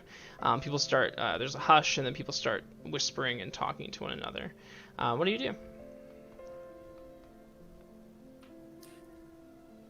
I look at all of them weirdly, like, what's going on? Like, why are you like this? And I just try to move past them, like, what the fuck are you doing? This is weird. Just trying to find like a quiet spot so I can pray and sort of kind of meditate on things instead of wait. But I kind of want a spot where people can walk in and see me, so when my actual friends come in, they can find me easily. Okay. So you find a place to sort of you said pray? Yes, exactly. Okay. So you're about like 5 seconds into a prayer, and you're gonna hear this like this pompous voice from behind you, saying, "Harold the Great." Yeah. And you turn to see Clive, and he's like waving at you, and he says, "Harold, Harold." Do I know you? It's Clive. Of course you know me. Have you seen Harrison? He was supposed to be here by now. What do you want with him? Well, we're supposed to be getting ready for the ceremony. What? Oh, he hasn't told you. We're both playing the Blood Bowl.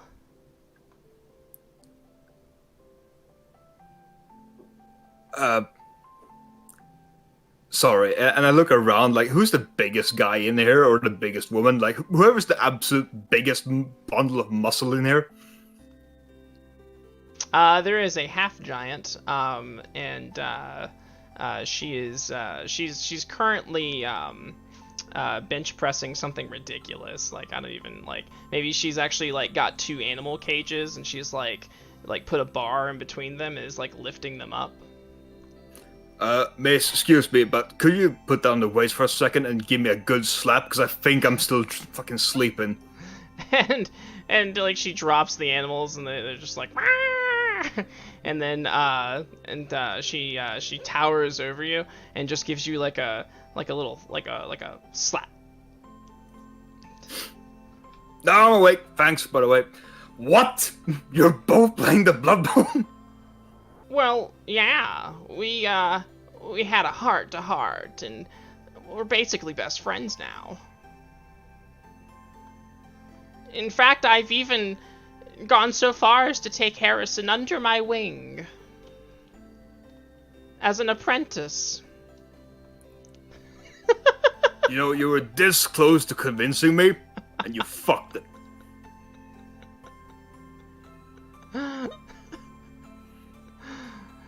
Well, there's a lot he has to learn. I mean, sure, he has a natural talent, but he has no idea of technique and you know, the science of it. So you're saying that Harrison knows this, that you have told him this. Is that true? Well, I don't know if his pride would allow him to see it that way, but you know. Right. No, I have not seen Harrison, and I will relay the information. So, so at this point, someone else will be shouting your name from the crowd, and when they do, whereas when you came in there was a hush and then some whispering, now there's just fucking silence. Like even the animals stop talking, and as you look to where the crowd is parting to let this man through, you can see that he's this muscular, but like tall, muscular, but like very thin, kind of like long arms man. He's got hair that is like slicked back with like years worth of grease, and he's got some scars on his face, and he's got these just these wild, crazy eyes, and he kind of walks with like a bouncing kind of gait, and he has this magnificent sword strapped to his belt, and as he steps forward, he says, "Harold the Great." Person I don't know.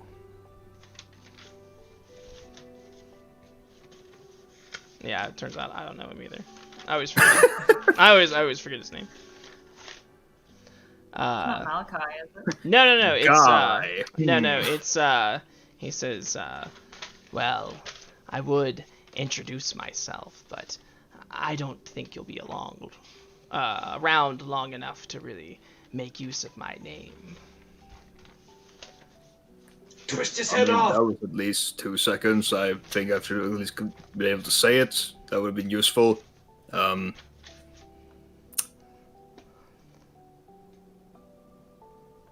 You're a very awkward guy. Yeah, and so he is very awkward. He's just kind of like, he's got this like really mad looking, like he looks like a crazy person. Like he's like eyeing you up and down, and he's just like got this like kind of smile, and he's like got this kind of squint, and doesn't look like he can really control his like facial expressions. And he's gonna say, word on the street is that we're to see each other in the arena finals. All right then. Hope a good fight. And I reach out my hand to shake his hand. He looks at it like you're playing some sick joke on him, and he says, I kinda am, honestly. And he looks at your hand, and he looks back up at you, and he just kind of like spits at the ground at your feet, and he says,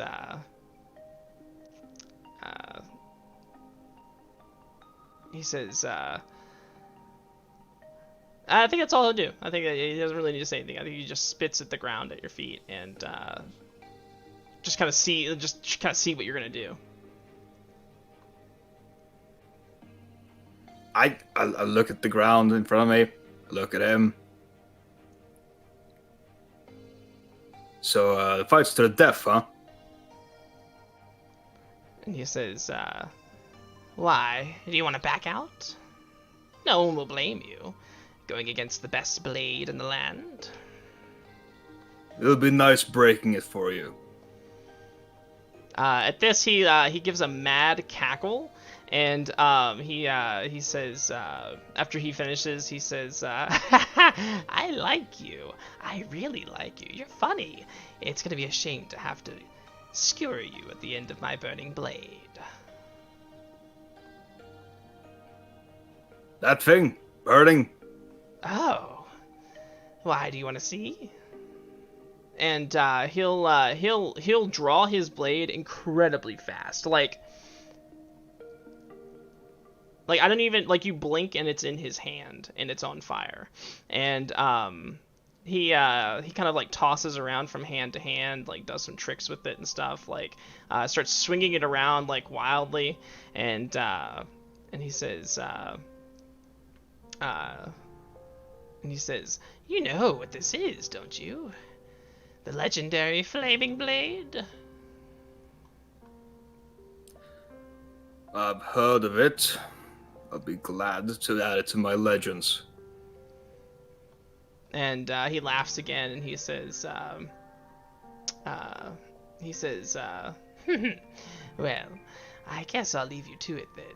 And he'll sheath his blade and walk back into the crowd. I look to Clive like, who's that asshole? That's Argoth the Unhinged. He's Stefan's right-hand man.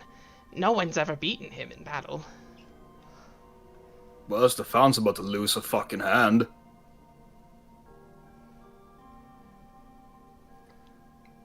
And he says, well, I'm sure you can beat him. I mean, you know, if the stories are true, they are true, aren't they?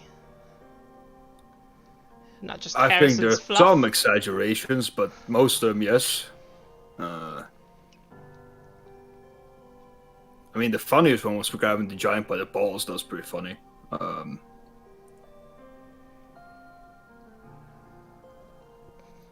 And so some organizers will come out, and they'll start trying to get people, like they'll start going around being like, you know, like, who are you? Like, are you registered? Like, where's your team? Like, blah, blah, blah. And they're kind of like going around to everybody. Since you don't have your team's not here, I don't know if you want to talk to them just yet. Nah, I try and hide, honestly. Like, I'm not really here at the moment. You'll definitely see somebody get disqualified because their team's not there. So, yeah. Clive, I'm gonna make you have a big fucking... I'm gonna have you do a big fucking favor for me. Distract them if they get close, okay? Oh, my middle name is Genevieve, but it would be distraction if it was named after what I'm good at. Good, awesome. Do that. I'll get back to my prayer finally. Jeez. And and he'll run some interference for you. So back to Rook and Aziz. What are you guys doing? At any point in time, were we told about this ceremony at the arena? I think it was mentioned to you. I don't know if it was mentioned that you had to be there like hours beforehand. We don't have to be there hours beforehand. I don't think it was mentioned to you. But you, that might be the furthest thing from your mind, because because what's going to happen is, Rook, as you're discovering that there are no tracks leading away from the caravan or from the cart, you're going to see 5 green blurs spring out from beneath the cart and start running in all different directions. I'm going to follow do I get a good look at them? They're pretty quick, but you can tell that they look like goblins. Does one look decked out more than the others? Not that you can tell. All right, I'm gonna try to tackle the closest one. Okay.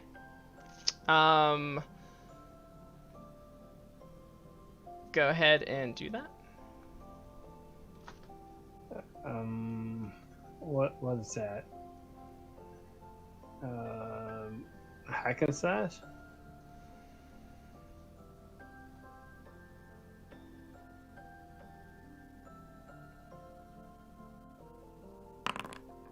Mark XP.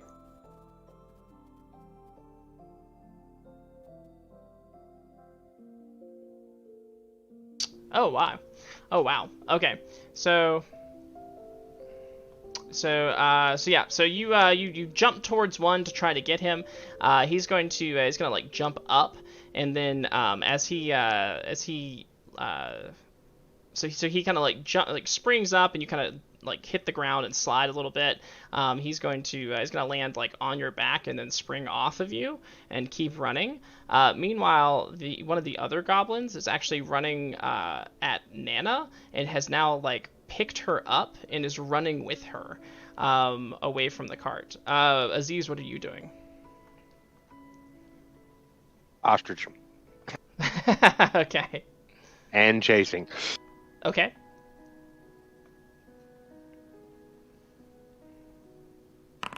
No.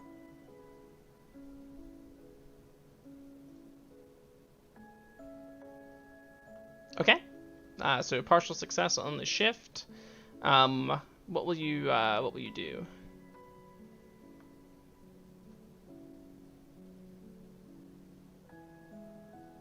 I am going to spend 1 hold for a burst of speed, I think it is. Okay.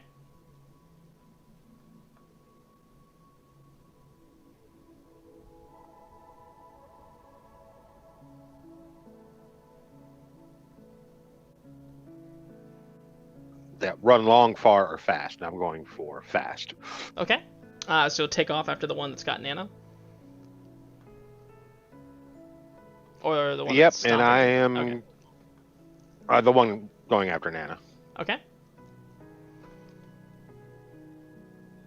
And I am going to basically try to cut him off. Okay. So while you're racing towards him, a couple of the other goblins will be trying to run interference for him, and so they're going to try to impede you. To get around them, you'll have to make a defy danger somehow. And I'm gonna come up behind and try to flank. You're currently you've already hit the ground and you're being like stomped on by one of the goblins. So that's happened, and then the goblin has picked up Nana and is running, and Aziz is defying the danger real quick. I went with strength to power through. Oh, nice, yeah. So you're just like they're trying to like stop you or slow you down, and you're just like blowing through them. They're just like flying in different directions. You'll successfully be able to catch up to the goblin with Nana. She's like smacking it on the head. She says, "Rude goblin, rude goblin, bad."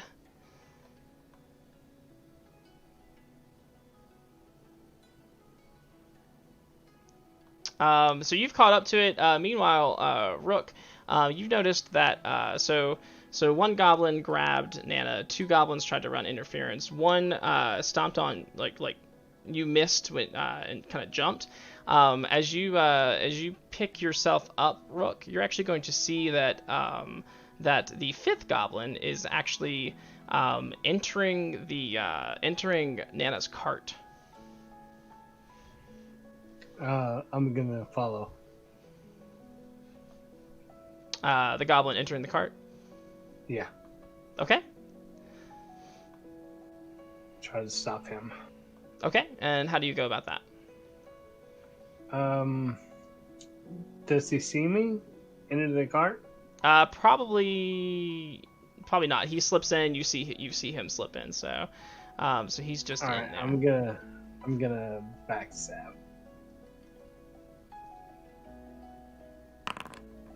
Ooh, success. Okay. So that's 2d6s because of All right. I think I'm gonna switch the music up a little bit. It's too inspirational for what's going on.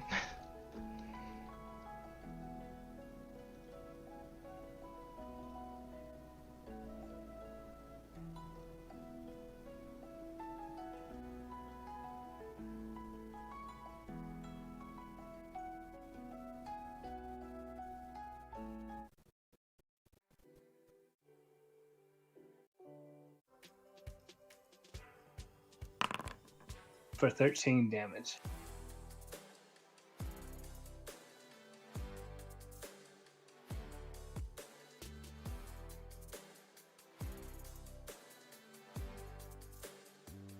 Come here, you little goblin. Okay. So how do you? What's your method of attack? Backstab. Just climbing the cart stealthily and stab in the back.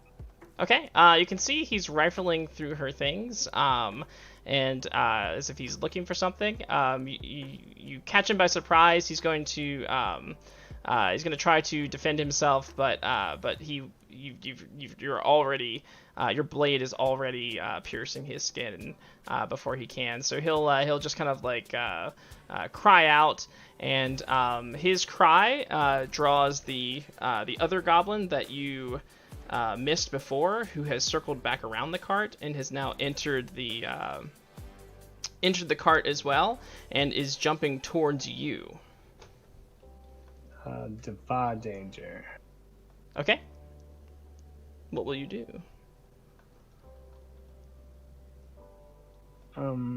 I use dexterity to dodge the attack. Okay.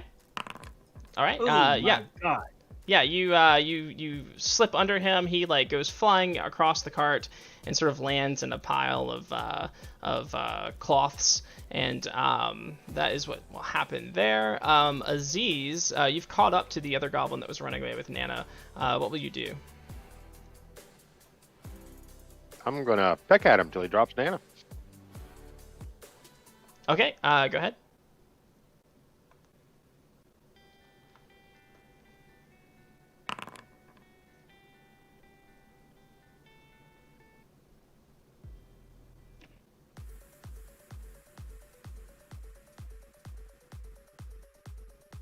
Okay, so I hit him, but he hits me.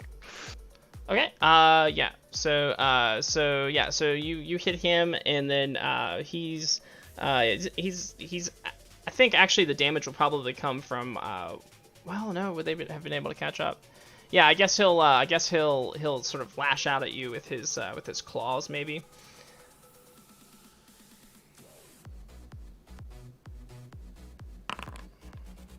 Four damage. All right.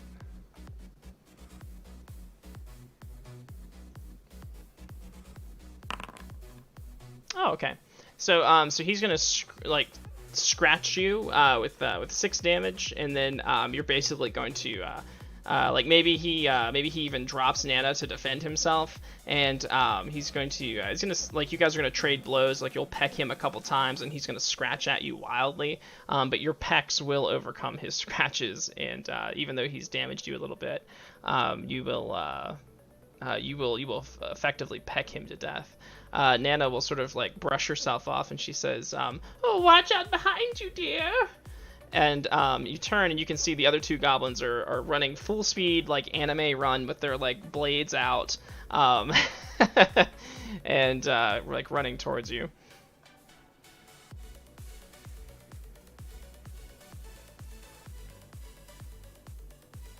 Okay, I think I want to basically pick up Nana and defy danger by running away. Okay, so so you can defy danger. Go ahead.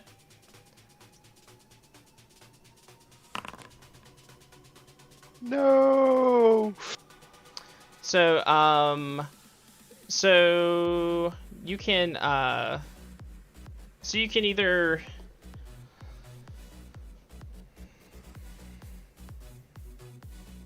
oh, actually, so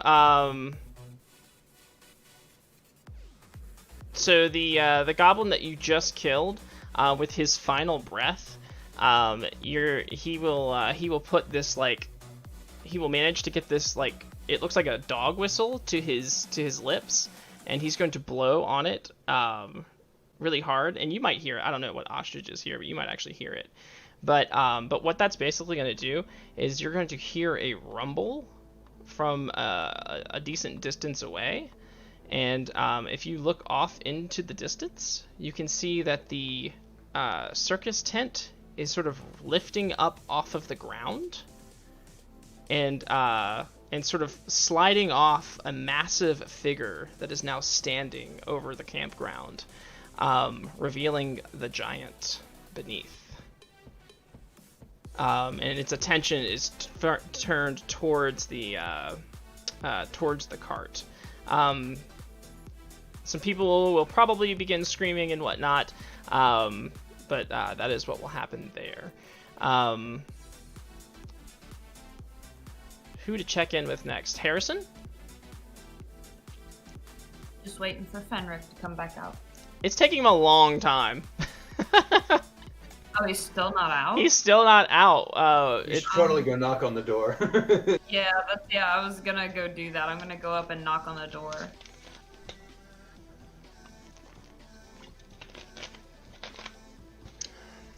You get no response. I open the door and like peek my head in. Fenric? So the door is unlocked, and when you pull it open and peek in, well, you're gonna see a couple things that might shock you. You won't see Fenric, but what you will see is sort of strapped up to this like, I don't even know what they're called. It's like a table that can be like lifted up to where it's like vertical, right? But strapped up to that, you're going to see a moon elf, and with multiple cuts all over his body, and it looks as though he is either passed out, asleep, or dead. And there's like looks like a couple of the cuts are pretty fresh, and the blood dripping out of his body is being collected. Ew, yeah, I'm gonna put a stop to that. I'm going to, can I like try and heal him? Yeah, go ahead. Okay, that's strange. I totally just saw the GM screen for some reason. Anyway, let me see what I got going on here. I'm going to try and perform an arcane art. With a partial success, my spell still works, but you draw unwanted attention or your magic reverberates to other targets, affecting them as well. But I'm going to go ahead and heal him anyway. Okay. For 2 hit points. Enough to, if he's not dead, he's not dead, right? Can I check for that real quick? When you heal, it appears that he is not dead because he gives a little cough. Good. Okay, yeah. And then I'm gonna like try and stop this bleeding and unhook the whatever is being drained out of his body.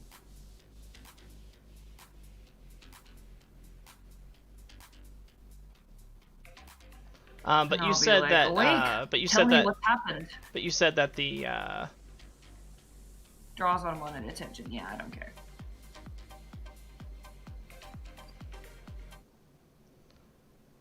All right. So the unwanted attention that it draws. So as soon as you do the heal, you're gonna hear some movement from another adjacent room, and whatever you do, you know you're gonna have to hurry because it appears that Fenric is coming back. Oh, thanks for the bits, Iliador. Thank you so much. Oh, hey, Eleodor. Yeah, it's good to see you, Ilia. I want to undo this guy's straps, and I'm just gonna put him on. Like, I'm gonna put my arm around him. And I'm gonna tell him to try and walk with me. Come on, we have to go. Yeah, he can barely get his eyes open. He feels weak. He's like paler than normal, than a normal moon elf. And as you are moving him out of the room, you're going to hear the an adjacent door open, and you're going to hear Fenric say, "Harrison, what are you doing?" This man looks very ill and needs medical attention.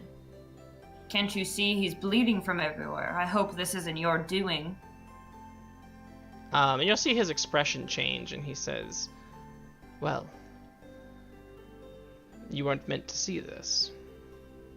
Well, then what took you so damn long? God damn, you know how impatient I am. I'm afraid I can't let you leave, Harrison.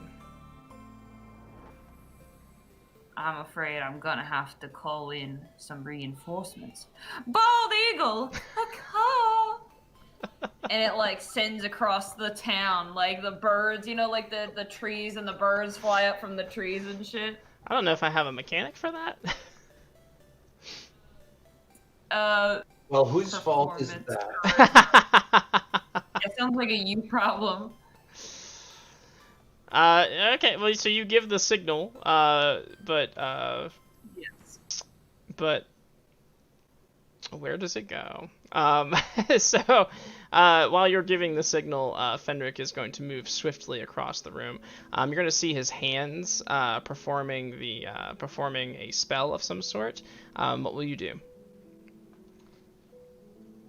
Let me look.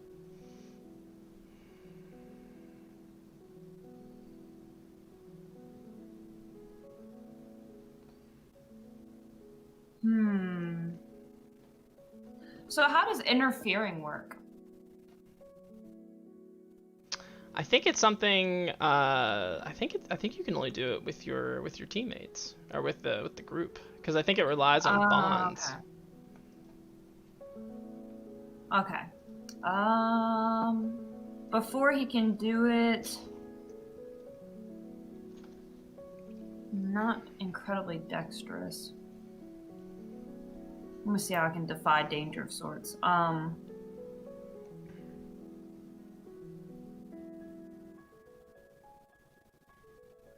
I try to be charismatic about it, and I'll be like, hey, you know, like, but before we start beating each other bloody, why don't we discuss what's going on here? Explain to me what you're doing.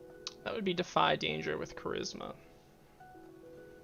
Okay, let's see if that'll help.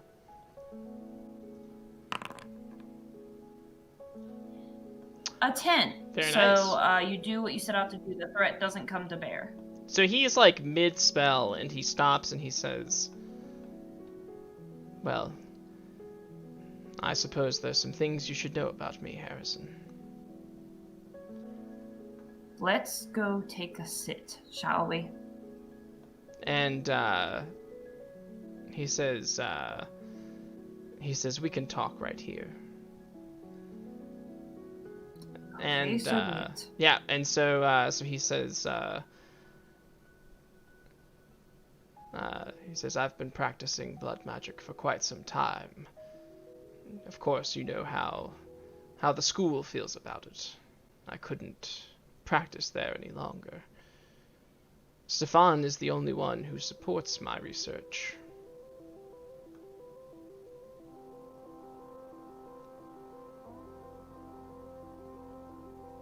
What made you decide that you wanted to do this? Because it's the new frontier. There are so many things that are possible, things that can't even be dreamed of yet. For instance, reanimating corpses instead of mindless drones. I've been able to surpass the creations of all those who have come before me. Why, with that man's blood, I created a sentient, highly adaptable monster. Are you only using moon elf blood? It has special properties. They have some of the old magic within them. Extracting that, you can do almost anything. I've only hit the tip of the iceberg, so to speak, of my research here. So you said you used that man's blood to create a sentient creature. Who is that man? Some moon elf who was thrown in, who got on Stefan's bad side, rotting away in a prison cell. But now he can contribute. He can be part of the movement forward. He can be part of my great research. Haven't you gotten enough from this poor man here, though? He probably has damn near nothing left. I'm sure there's probably no magic in that. Well, you did just heal him. That doesn't mean the blood replenishes. It just means the wounds are covered. No, look. You healed him. You've restored some of his vitality. Harrison, think of what we could do together. Think of what we could do together. That does not mean the blood has still returned. He still cannot stand, as you can see. And the moon elf whispers something to you, Harrison. In a very hoarse whisper, he says, "Thala." Stop talking.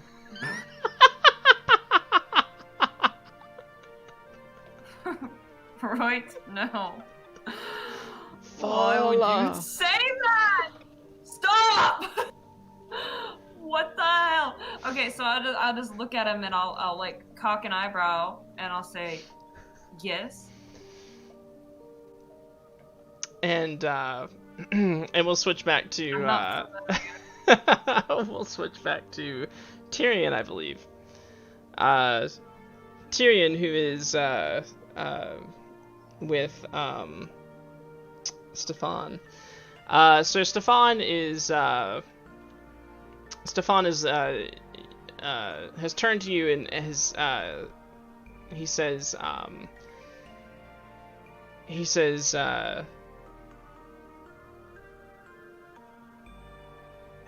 my pride and my leadership might be the only thing that can save this land, Tyrion. And It might. he You're says, right, it might. if you're telling me that Harold cannot submit, then I say we give him the proper motivation. And at that point, the door will open, and a decent number of guards will enter the room. And he says, escort this man down to the dungeon. We will see if Harold changes his tune. A valiant attempt, my old friend, and yet one that is doomed to failure. He knows my mind, and he knows that I will die for a cause. He will not sully his honor over this, and it will reveal that you are willing to cheat in order to get what you want. Is this how you wish to win? When everyone's life in the Borderlands is on the line, winning is the only option. I gave you a way out. I gave you an option that would give you better odds. You know that this isn't about that. This is about you and me. And I want to do a discern realities here just to see what I have at my disposal that might help me out, though I suspect I'm going to have to wait for my next move. No, go ahead and discern realities. 2 things real quick while he does that. Yeah. It just occurred to me, out of character, because it took me that long to figure out, this is probably Fala's husband. Yeah. That just occurred to me. The second thing is, I'm really interested to hear how the signal will interrupt this tense situation here. That's true. Body? Does the signal come in? So you got what, a partial success, so you get to ask 1 question. Yes. How about what here is useful or valuable to me? Well, among the guards that have entered the room, one of them is familiar, at least. The one that introduced himself to you as Connor. And, what else? I may have a note. If not, I feel like that's more than useful.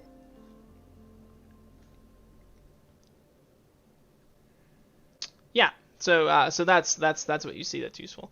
And as they, do you allow them to escort you?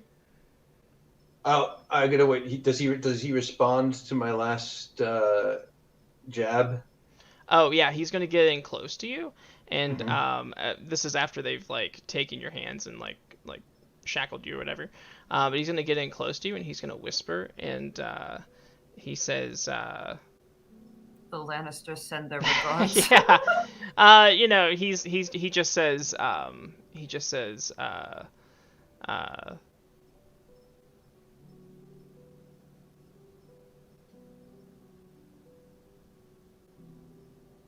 he basically admits that you're right. He says, I will be the one to rule this land. I just have to move everyone out of my way. And then I'm going to whisper back to him, the gods told me you would betray me, and I came anyway. Ponder that while I sit in your cell. And I'll turn and walk out without having to be ushered. Okay. And just go with the guards. Yeah, he's puzzled. There's a quandary here. So you will go out. As you were being escorted down to the dungeons, you absolutely hear the call. Is Connor one of the ones escorting me? Yes, one of the 5.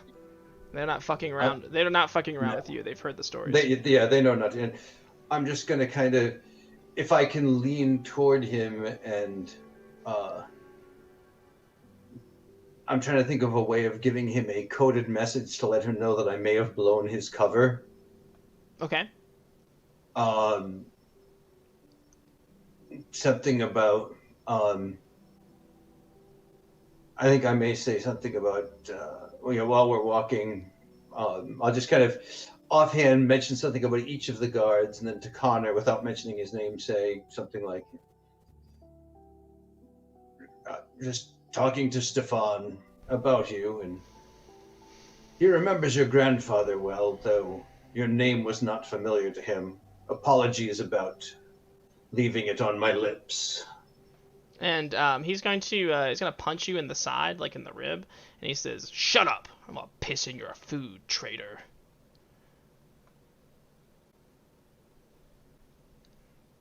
I'm hoping that means that he got the message, and that if not, then I was mistaken about him, but I'm hoping. And with that cry, I'll also just mention it as we're walking. I'll say, well struck. Again, my apologies. It seems Fenric is entertaining in his usual unsavory manner. And they will push you into a dingy cell. It looks like there's a corpse already in it that is quite past its expiration date, and Yeah, so basically you just kind of have to stand in order to not interact with it. The guards will kind of talk to one another outside and decide who will stay watch. And as the rest of them leave, you are left with the one who introduced himself as Connor, and he will stand across the. He'll sort of pace back and forth down the hall, down the cells, for a minute. Really, let's move on to. Oh yeah, let's go see Harold. Yep. Okay, so you are avoiding the the registration people, and Clive is running interference for you, and he's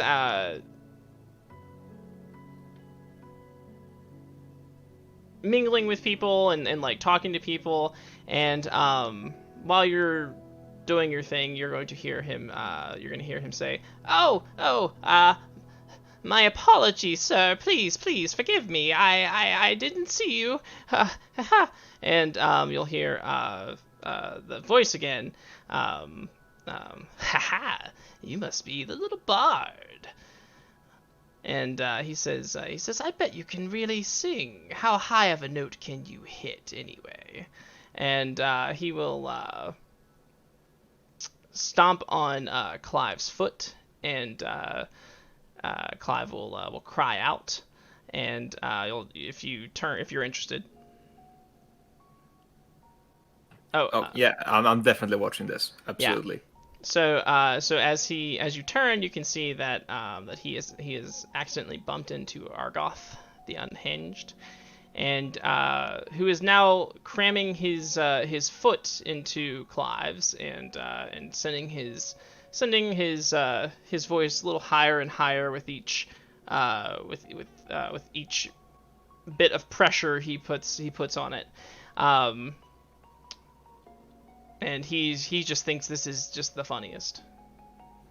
I will walk up. I will put my foot on top of his foot that is on Clive's foot and just slightly push him, because that will make him just fucking fall over because of the physics.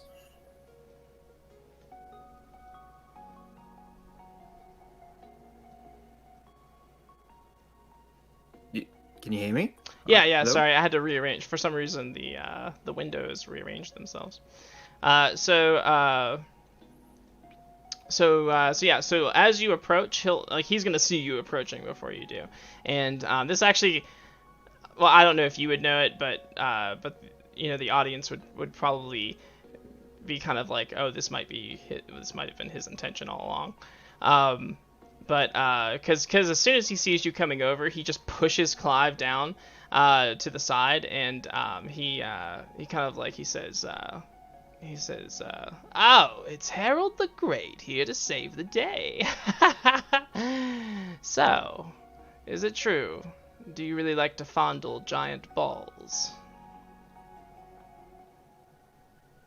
I don't know. If you're interested, I'm sorry to say, yours seems to be a bit too small.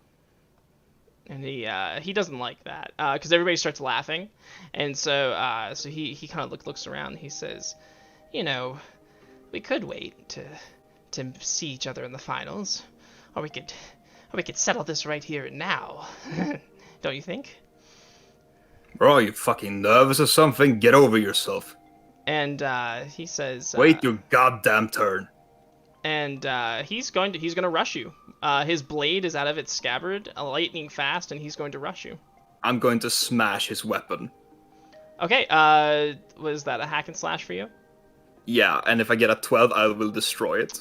Now, the thing here is that his flaming blade is dangerous, and you're going to need to sort of, well, I mean, if I can use my axe, I would love to use my axe. Yeah, you can absolutely use your axe. Actually, you know what? I think it'll just do extra stuff if it's dangerous. No, it's dangerous. So give me a defy danger to just to navigate around the flaming blade. Okay. Yeah, I just try and hit him with as much force as possible, like from the direction that he will probably attack me from.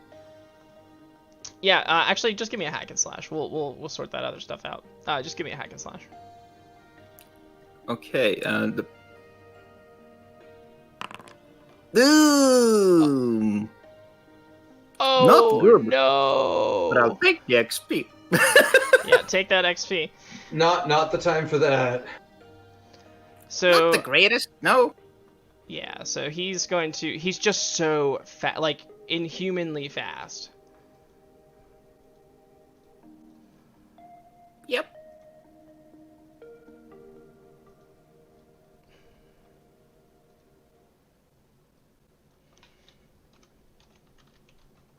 We're all in danger.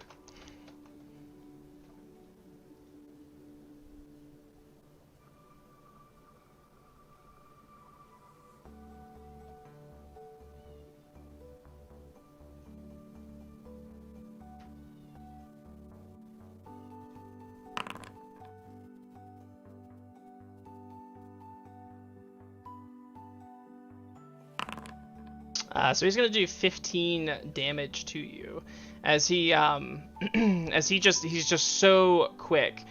He like slices you right up your center before you can even get your blade down with his flaming blade, and he bounces, like hops from one leg to the other, and is kind of like dancing around you, and he says, "Harold the Great! Harold can't even get his axe down in time." And he says, I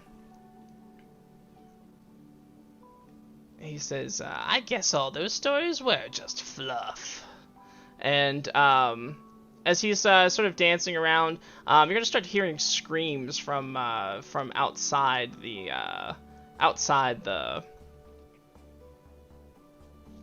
arena, like from like where the camp is, and then what will you do? I can't take this standing. I would love to try and attempt to strike him again. Okay. So actually pulling my axe. Let's see here, hack and slash. Okay. So partial Maybe. success.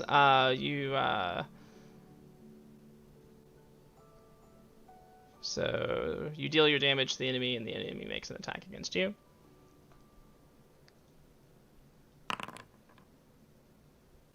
That'd be 6 points of damage. Okay. And another 15 on you. I'm on death's door. And he's going to continue dancing around you, and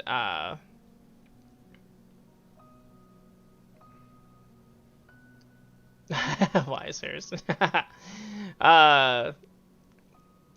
So he's gonna be kind of dancing around you. People are like gathering around and watching.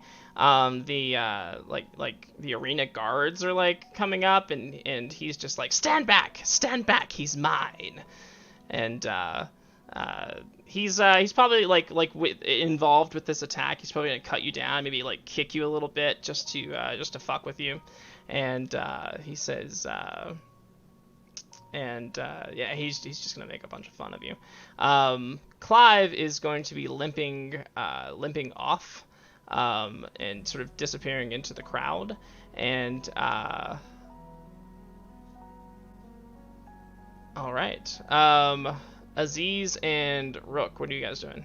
Oh yeah, so the giant has exposed itself, and it looks as though it's bending over to pick something up. And when it rises back up, you see it has like a giant boulder, and it's going to be hurling it. What are you guys doing? I'm trying to dodge it. Yeah, well, it's still in the air. So you can probably, yeah, you can probably get an idea from like maybe where it's gonna land, but it's kind of just in play at the moment. So when it starts coming down, I'll let you know to defy danger. But there are still 2 goblins, I think, running at you, and this giant a distance away. Nana is hanging out on the ground. What are you doing?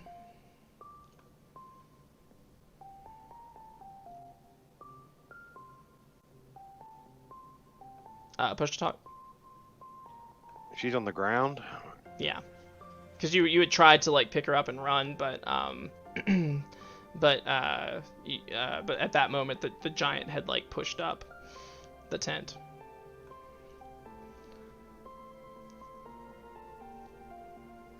All right, I guess I'm gonna try to pick her up again and start running. Okay. So defy danger.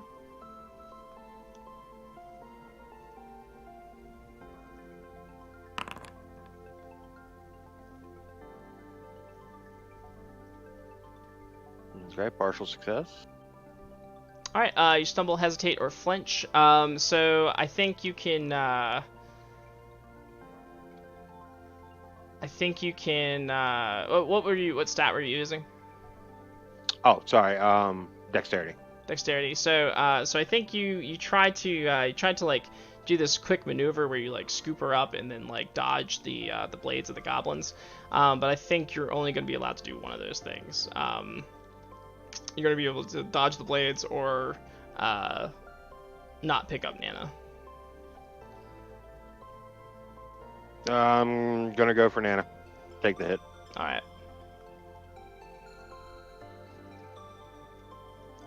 So you just take the highest of these 2. So just take a 5. as one gets you, but at that point you're able to move again. Where are you gonna move to? Heading back to the cart, see if I can find Rook. Okay, and speaking of Rook, Rook, you expertly dodged this goblin who had flung itself towards you. It landed in a pile of cloths, and it as it pops up out of the cloth, or out of the all the cloths. It's going to look at you, and then it's going to look to the side, and there's a book on the desk, and he's going to look back at you, and then he's going to grab the book, and he's going to try to make a run for it. Yep. I attack him. Okay.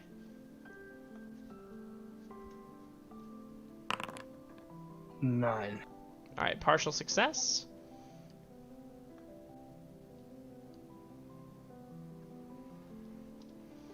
Yep.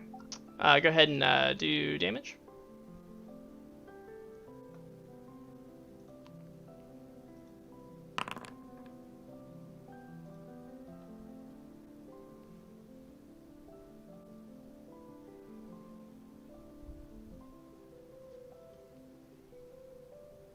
Okay. And he's gonna do some damage to you. He's gonna do 5 damage to you. As he probably just hits you with the book, but then you'll stab him, and he'll just kind of he'll try to struggle towards the door and probably fall out of the cart with the book just as Aziz is running up with Nana. As you look up Aziz, you can see that the boulder that is sailing through the sky looks like it's gonna land right on the cart. What do you do?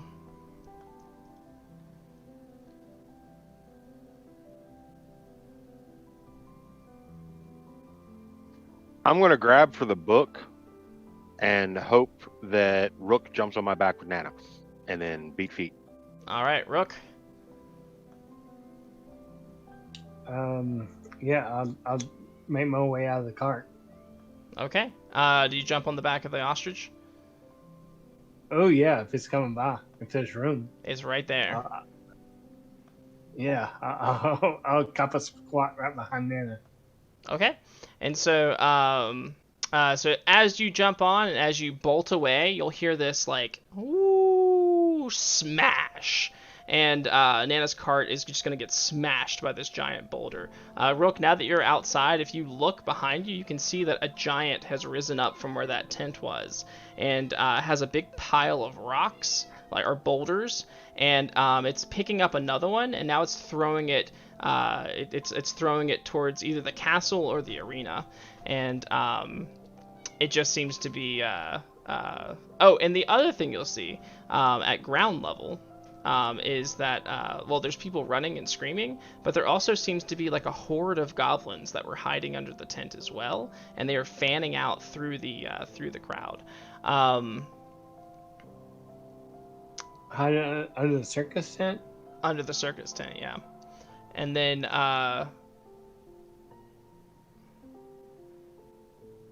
where are you guys running to? I got no clue at this point in time. Okay. Did the boulder get the goblin and the book on the ground? Aziz picked up the book. The goblin tumbled, or the two goblins are pretty much just left in the dust. They can't run as fast as the ostrich.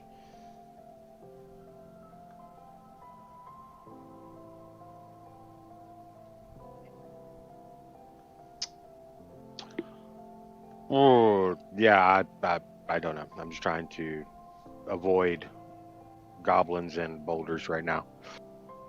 Okay. And so,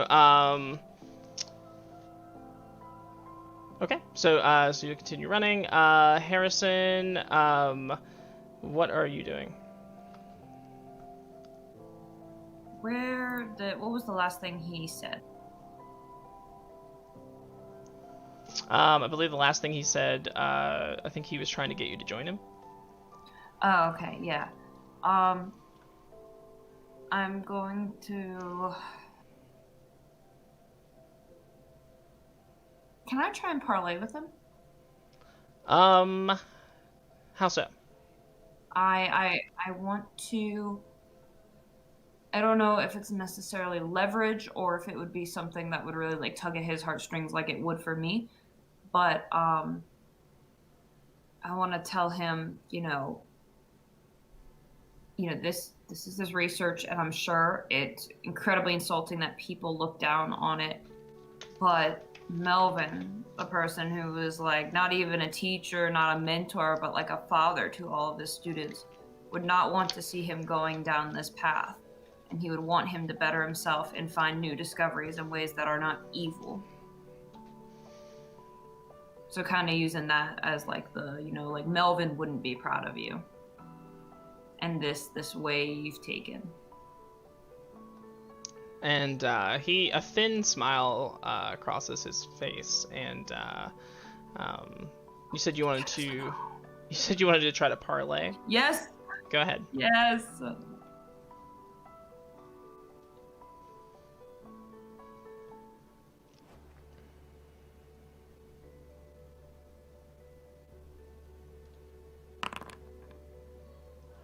Ooh, has a 13 do. And so so he so so he's going to he's actually gonna look pretty ashamed. He's going to say yeah,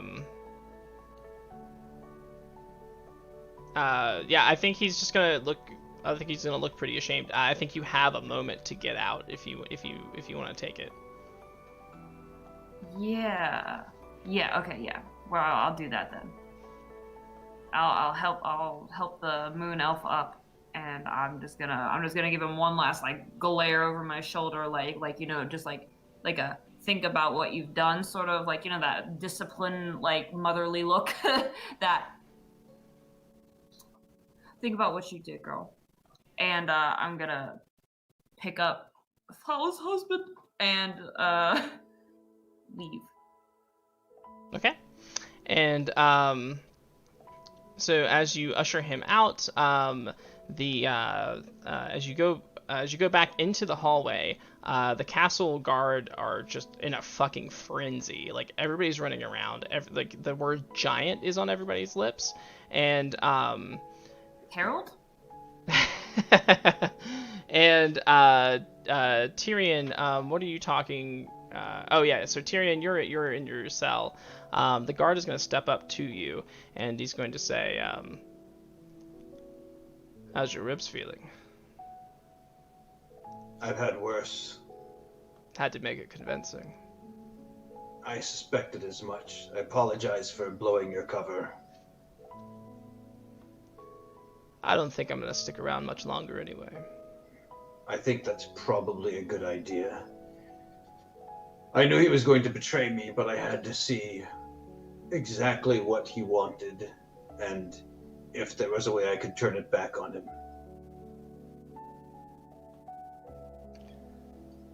Well, what do you say we go up and pay him another visit?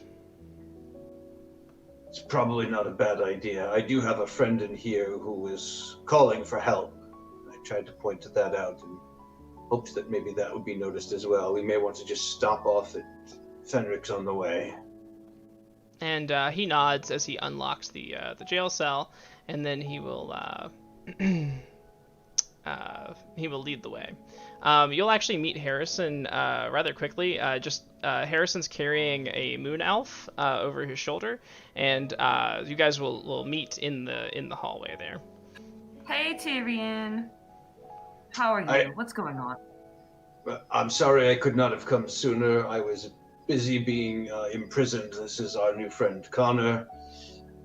We're going to go and pay Stefan a quick visit. Okay, hello, Connor. This is Fala's husband, and I am Harrison the Bard. Tyrion? You rescued Fala's husband. Most admirable. Oh, yes, he was being tortured needlessly by Fenric, and I'm disappointed in him, and I think he's taking a moment to reflect on himself, but I don't know if it'll last long, so we have to get him out of here. I have to take him to Fala, who I'm assuming is at the caravan. Then go, quickly. Yes, and you be safe as well. Actually, real quick.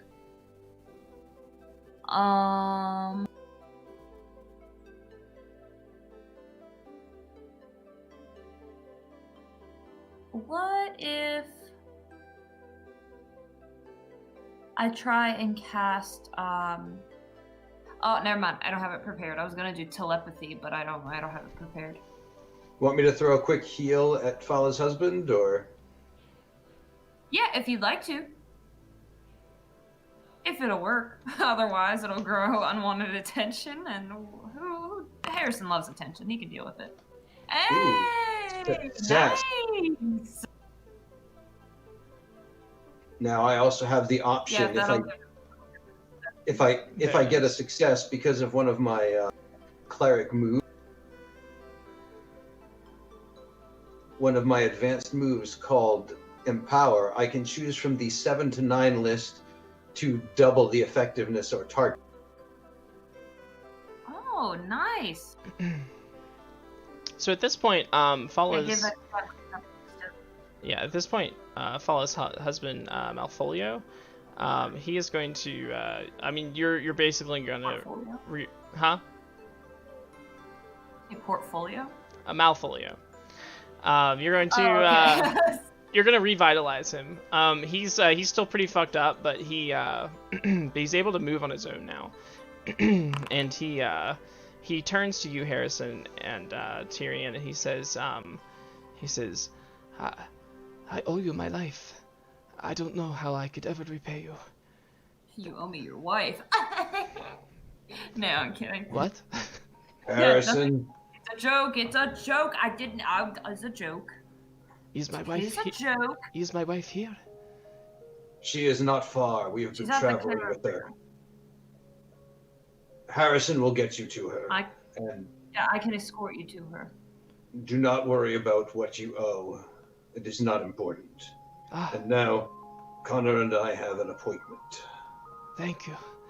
Thank you. And he Come will. on, He, you. he will go with Harrison.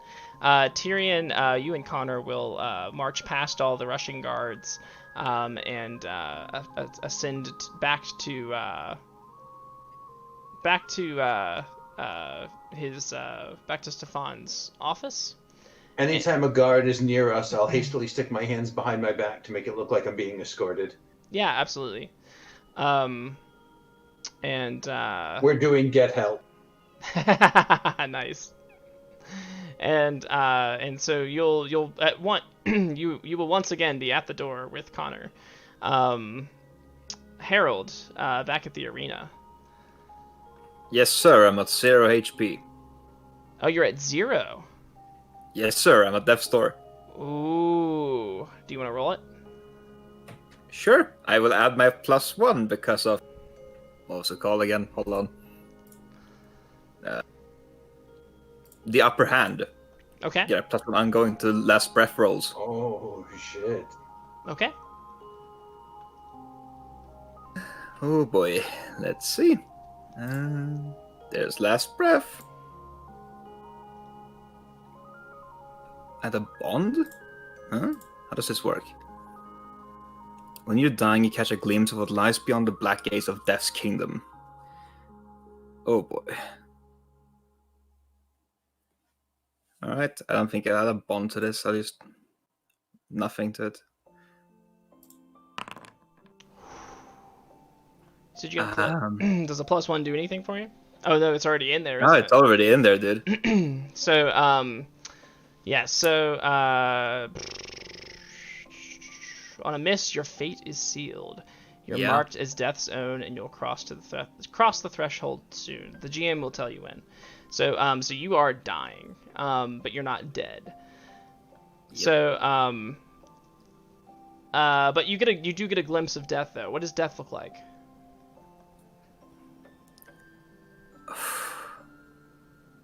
It depends. I think I would believe that it's a cross between this hellish nightmarescape on one side, and on the other side there is the halls and the feasts of Odin, the Great Hall. You see both visions of them, and they just get closer and closer, but he doesn't know where he'll end up. Nice. Ilidor said that's a crazy good question, and I think that was a crazy good answer. So, so you are dying. You're not dead. You can have final words and stuff here momentarily, but meanwhile, the motherfucker is dancing around you with his flaming blade, pretty much just making fun of you, and singing his own battle praises, and he says, and he calls for the bard, and Here I am, son of a bitch. He calls for Clive. No, I'm here. Because yeah, so this ain't over. So Clive is nowhere to be seen though, and so here I am.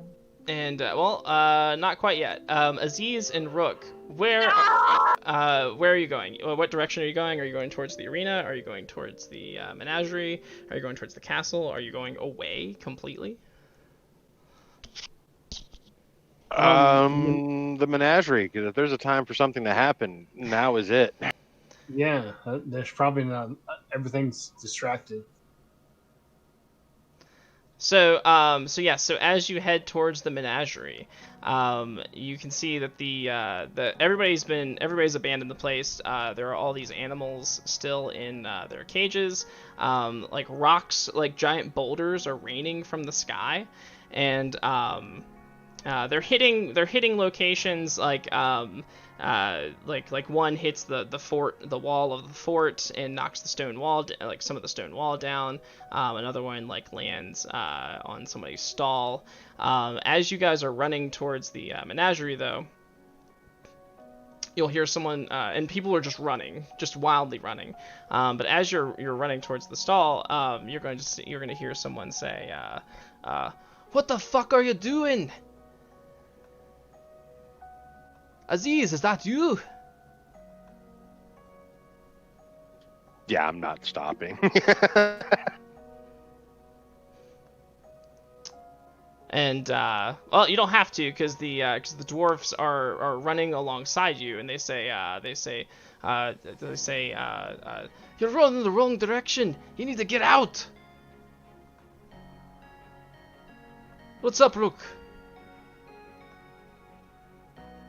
How you doing? Yeah, I'm just Oh, gonna just- walk Just and finger keep running. guns. Okay. Yeah, and so they're realizing that you can't talk. They're gonna sort of run alongside with you, and maybe not as fast. I don't know how fast dwarves can move, but as you get to the menagerie, you can see that so there's animals going around everywhere. The wooden fence has been knocked down, and the turtle has revealed itself. And it's sort of it easily just pushed the fucking fence over with its body weight, and it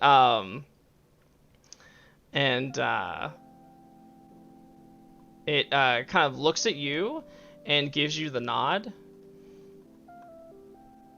I don't know what the nod means,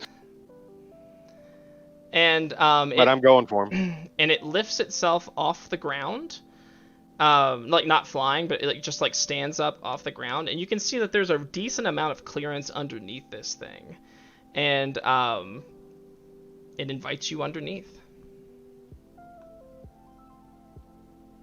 Yeah, I'm going under.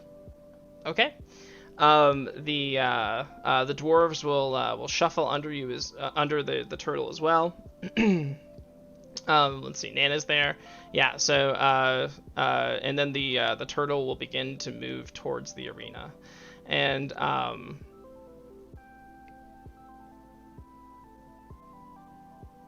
let's see, Harold, Tyrion, Rook,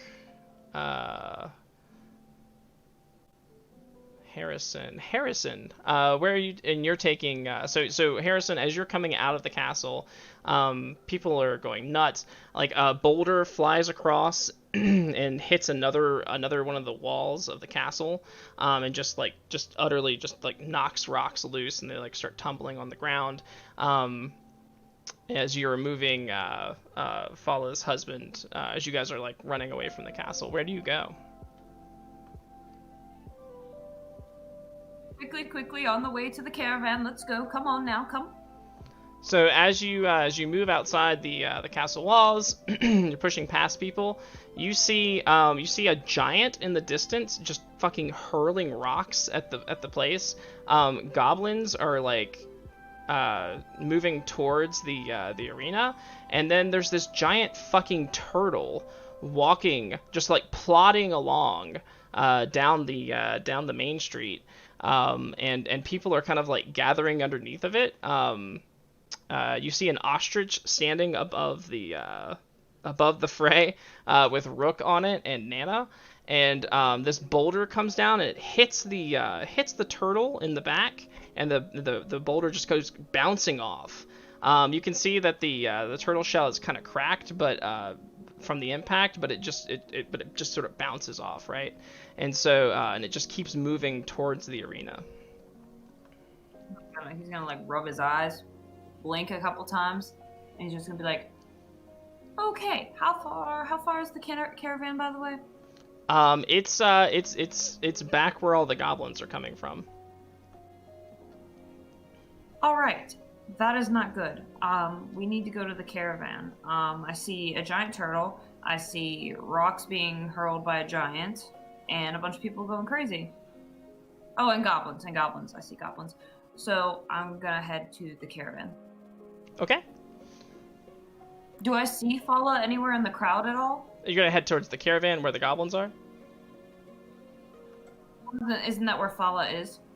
That's where she was, but give me a discern realities. Okay. I'm just, well, I guess you don't need to know it. You don't need to roll that to know that it looks dangerous as fuck over there. So you can go over there, but you're gonna be messing with a lot of goblins. Okay. Let me go ahead to roll discern realities to know where she is, I guess. Look for the half giant. Oh, an 11. Harrison's What on the question do ball you tonight. ask? What would pertain most to this? I guess what here is useful or valuable to me?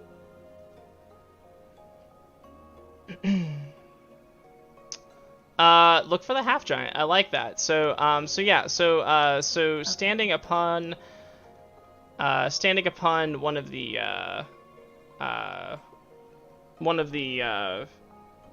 or towering over one of the stalls at the edge of the town is the half giant, and it looks like he's just fucking up some goblins, man, just like picking them up and like throwing them and like punching them and stuff. But it looks like he's definitely being overwhelmed, and you could probably see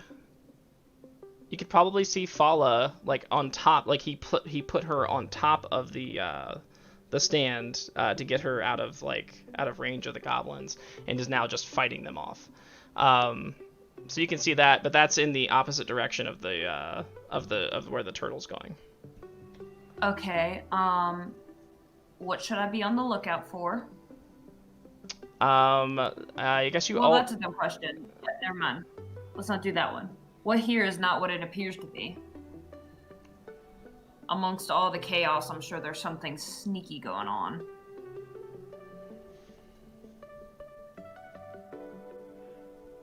Yeah, I know what to be on the fucking lookout for. That was a dumb question. No. All the goblins? The giant throwing rocks, the goblin. Goblins, a shit ton of them.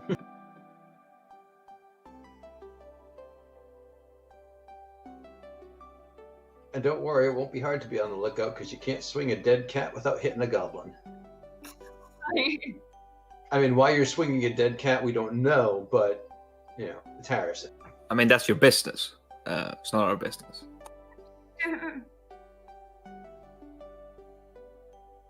We've learned not to ask Harrison. If there's not anything, that's fine. I just didn't know if anything was... What is not what it appears to be? So the giant that is throwing the rocks, at first glance just looks like every other giant, but you know that it is the same giant that Harold grabbed by the balls. It's fucking Grom, my boy!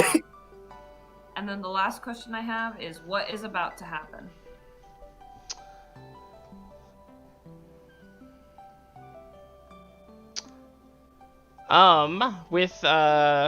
With respect to anything, so this place is going to get overrun with goblins, or it's going to get demolished by these rocks. The guards' forces are mobilizing, but it looks like they're basically just protecting the fort. They are leaving the arena and everything outside of the walls defenseless. The goblins are taking advantage of the holes in the walls and are kind of trying to overrun the castle walls. The doors have been locked behind you, basically, so that or maybe you guys crawled up over one of the other holes made by the rocks. And yeah, so this place is getting swarmed by goblins. Yeah, it looks like a pretty fucking insane situation. So, quick question about the giant. Yeah. Did the giant say he owed all of us a favor, or he was gonna like listen to us, or he said he was gonna be Harold's ally, right? So if I went up to him, he probably wouldn't give a shit. I think it depends on how you went about it. Like, Alright, it might be a roll. Alright, I'm gonna grab fucking Malfolio.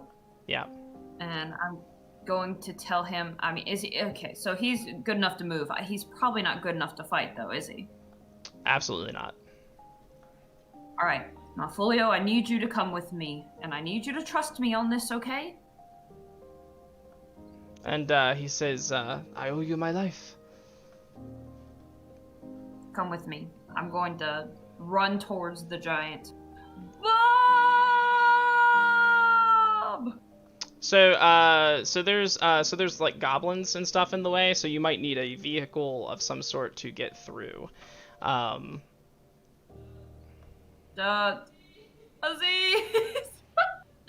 Shit, I don't know. What kind of vehicle? I don't think there's anything just sitting around. Well, there's a half giant, and then there's the turtle. But the turtle looks as though it's moving towards the arena. Right. Okay, yeah. So let me instead go to Fala and the half giant, and I'm going to try to help as best as I can with buffs because I'm not too. I can try a magic missile, maybe a couple goblins. Okay. Okay. So let me move over to Tyrion real quick. Tyrion, how do you approach this?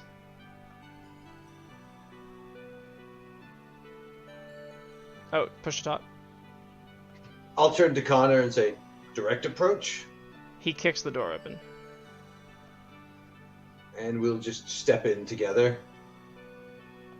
Yeah. So Stefan turns around quickly, and he already has his blade out.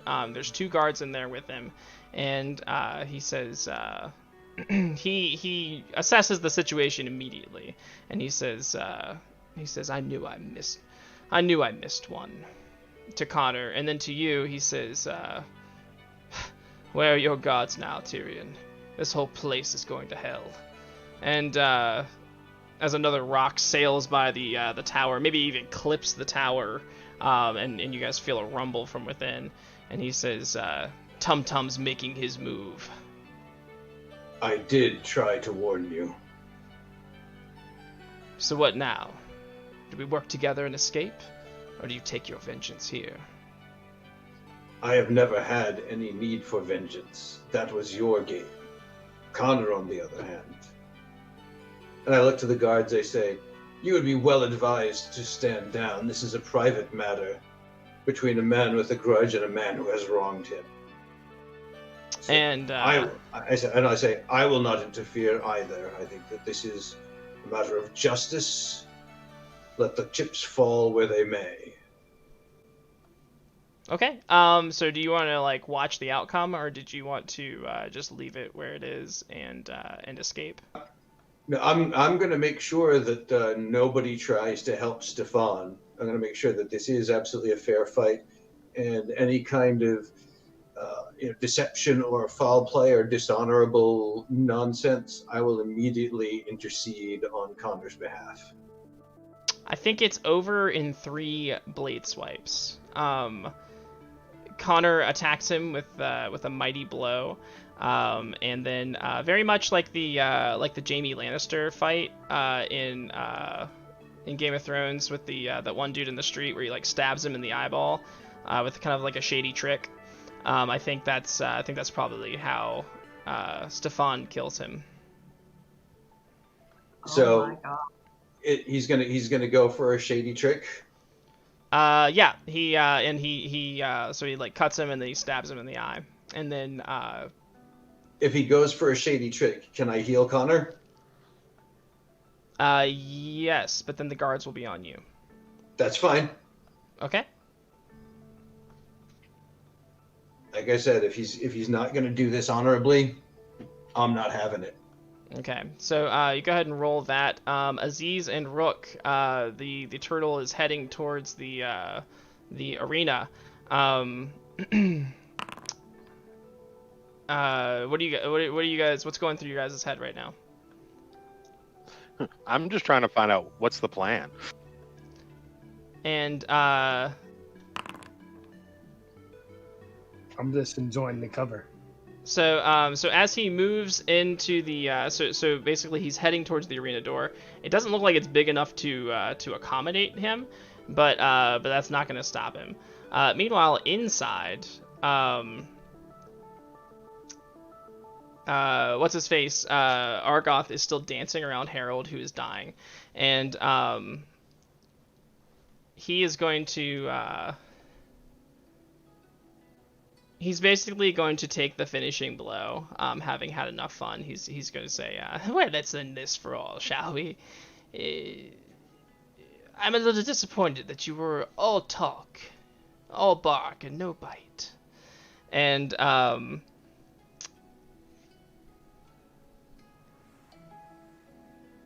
as he goes to attack you, you'll hear a discordant sound as a musical note strikes out across the arena. The flame in his blade will go out momentarily, and he'll kind of get blasted back a little bit by the note, and Clive will run to your side and fall to his knees next to you, and try to heal you, try to help you. Now you're already dying, so it's not going to do anything. But as Argoth recovers and starts stomping back towards you, he says, I don't know, what do you think you're playing at? This is going to happen. And just as he says that, the turtle crashes through the arena gate, casting this long shadow over Harold and Clive, looking up, terrified. And as the turtle crashes through the gate with the crowd of people, you guys will be able to see Harold on the ground in Clive's arms. And what do you guys do? Quick, heal him. This wasn't the vision. Sometimes the fates have to work with what they have. There is a giant foot coming down. I mean, can I? Does it look like I could save Harold or tend to him or anything? Well, so the turtle has come here basically, and he's stopped, and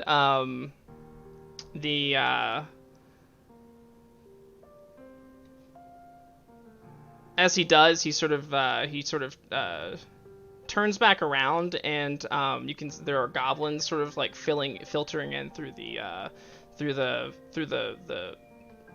passageways and whatnot, and he's going to look to. I guess you're going to hear his voice because you can still talk to animals, right? Even in your form? Yeah. Okay. And he's going to say, Speaker, gather your things and go. This is not your time.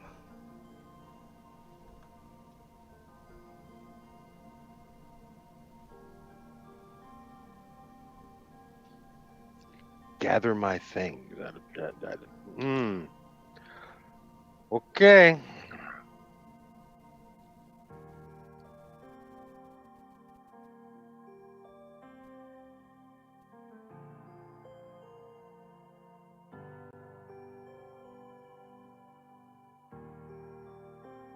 Yeah, I just don't think I'd leave Harold unless I knew he was a lost cause. Okay. So what will you do instead? Yeah, I'm going to try to tend to his wounds, or. Okay. So at this point, with the entrance of the turtle, I think the people that are in here have like sort of mobilized to defend from the goblins as well. Argoth is going to, I think he's going to disappear into the crowd and make his way away.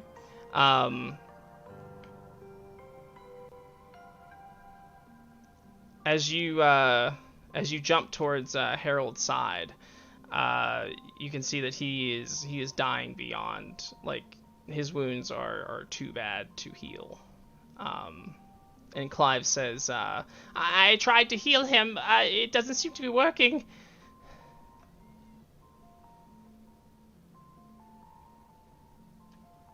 Damn prophecies. It's a shame. But the gods have decided. They take me for a fool, and let a fool slay me.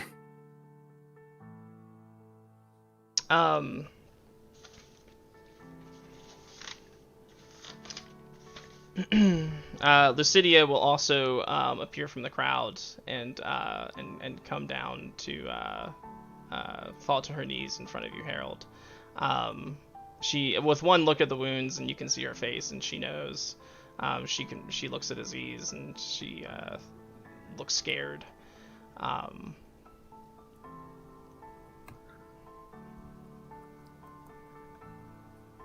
I've journeyed long and far. And when I get to Odin's halls, I will beat the ever-living shit out of him until he sends me back to the mortal realm so I can get my revenge on this pipsqueak with a magical blade. And finish what I've started. I will not be long. Harrison, how is your task coming? Yeah, I need to find Fenric.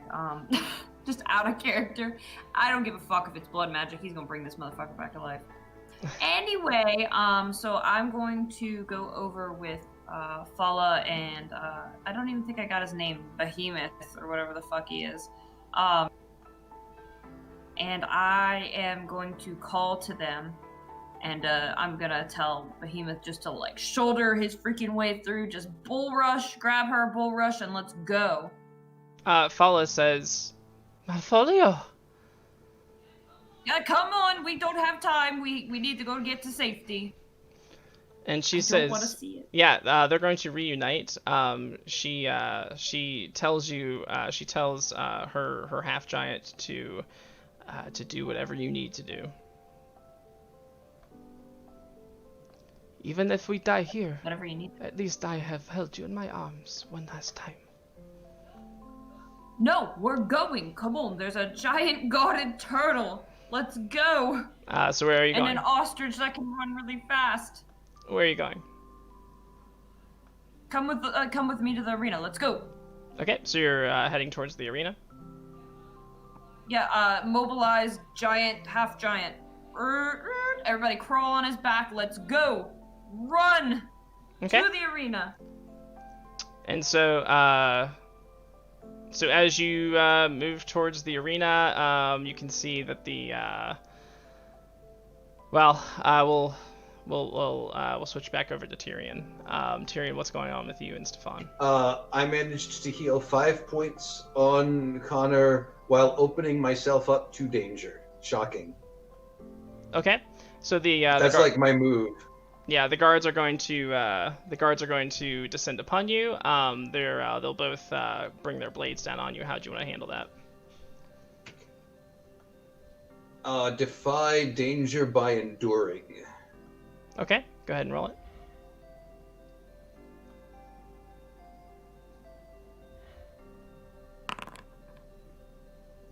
All right, I got a 7, so I succeed, but stumble, hesitate, or flinch. Up to you what worse outcome, hard bargain, or ugly choice I will face. Okay. So you parry their blows. But what it's basically going to do is it's going to put you, because there's not a ton of space in here with this close fighting, and it's going to basically put you into a weird spot in relation to Stefan and Connor fighting, and then so I think you guys are going to kind of bump into one another, and it's going to give Stefan the advantage once again.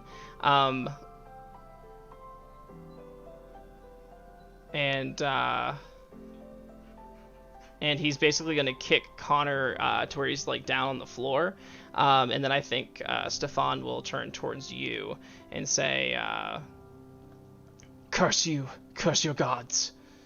And while you're grappling with the other two guys, he's going to run out the door.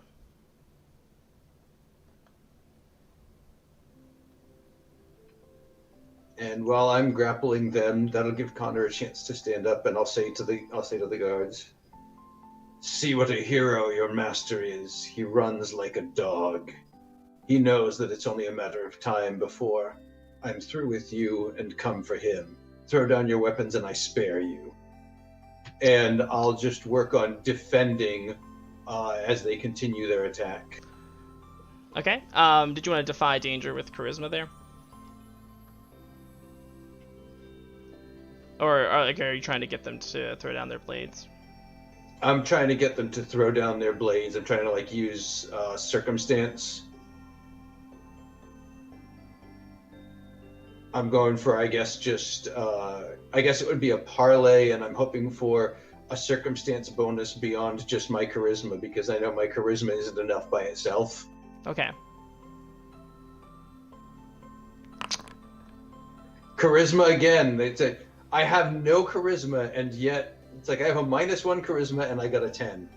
Yeah, they'll run out the door after Stefan, if you allow them to. I will, because they're just lackeys. And I'll help Connor up.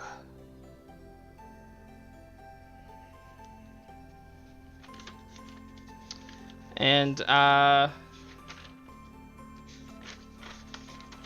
back at the arena, I think everyone else has reunited at this point. Harrison, with the giant's help, you're able to like get through the goblins.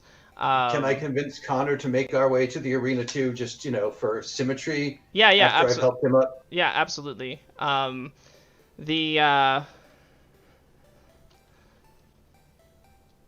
So at this point, I think the giant has moved forward. The turtle has effectively like become a bulwark between the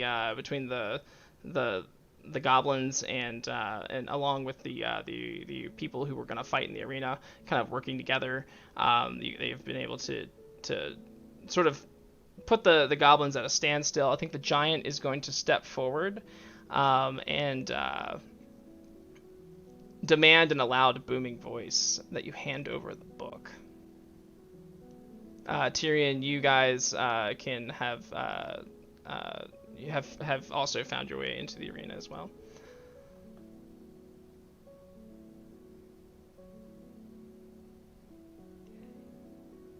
It's like tunnel vision for me. Like, it's like I see Harold on the ground, and my instinct is to heal, but I already see the other healers around him, like, with this just solemn look on their faces, and I'm like, no. And I'm gonna run up to him, and I'm gonna be like, come on, big guy, and I'm like, patting him on the cheek, come on, time to get up, don't be doing this now. Come on, I know you can handle this. To Harold? Yeah. Like, and I got these tears in my eyes. I'm like, come on, get up. Still have many songs to write. Come on, you can't expect me to write songs about Tyrion, actually, can you now? Tyrion, what are you doing? I'm right here. And I'm just going to walk over calmly, as if I knew this was going to happen. And I'm going to kneel down in front of Harold's form, his lifeless form, and I'm going to start to pray.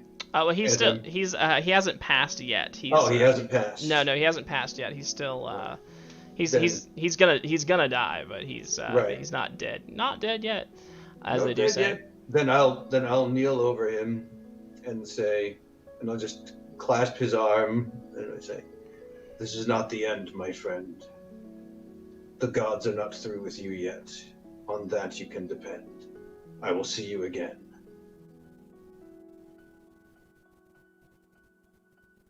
The gods are too much fun with me. I'll see you soon. All of you. No, I'm not letting this happen.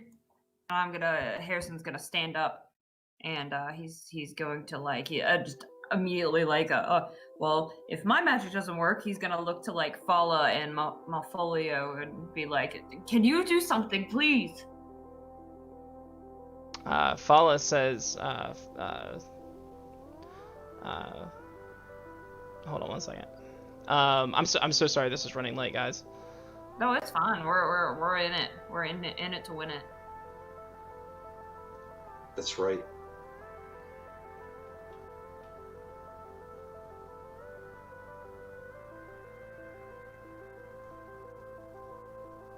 I have a spell that it can contact the spirits and they can answer any question. I can find a way to save him. Relax, Harrison. It's all going to be fine. I don't want him to die. So, and, like, he's got like these like they're angry ears and he's like gritting his teeth. Yeah. So Fala looks helplessly at you, and she's crying as well. The giant's thunderous voice booms out again. Hand over the book. What damned book are you talking about, you big fat fuck? And I'm turning around at the just tiny little frame. Just Can I do one last action before I pass over? Possibly. I want to use Metal Hurlant and just yell Gorm. Okay. Did you want to like hurt him, or did you want to like call him? No, I just want the crackling voice, last breath. Just like tell him to fuck off, like you remember our deal. Okay. So did you want to cash in your favor? I think it's about time.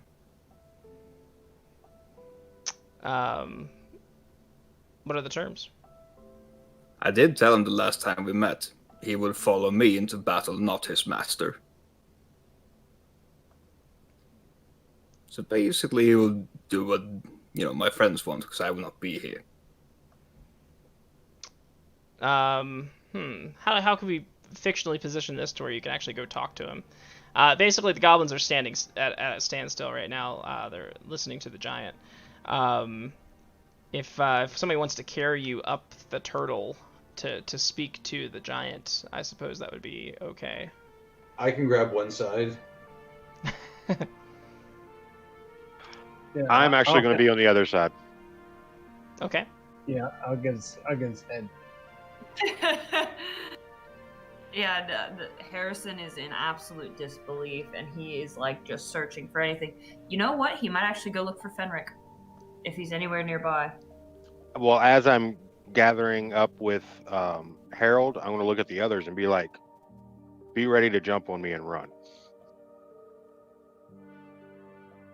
So they We carry. gotta go. So they carry you up the turtle's back and bring you face to face with the giant, Harold.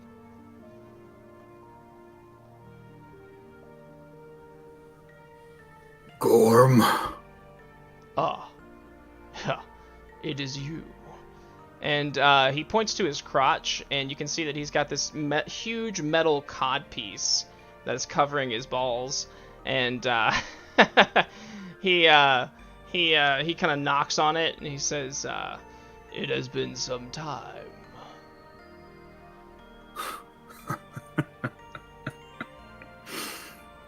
That is a sight for a dying man.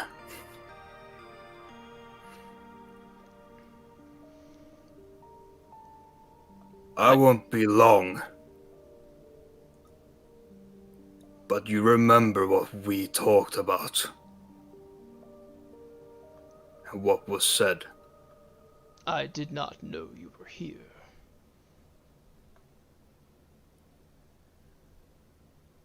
Well, I won't be for long. So I want our little deal to be transferred right. And I put my arm onto Tyrion, like the last bit of strength that I have. Right here. I must retrieve the book. Tum Tum will send others. It is the only way.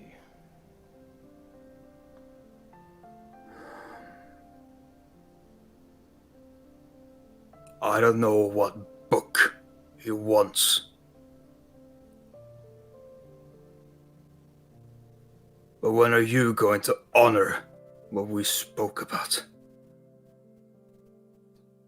What would you have me do? I kind of slump down, like no strength left in my body.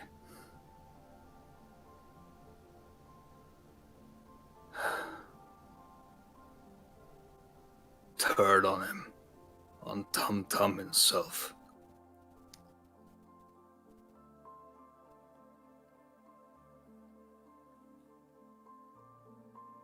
And he says,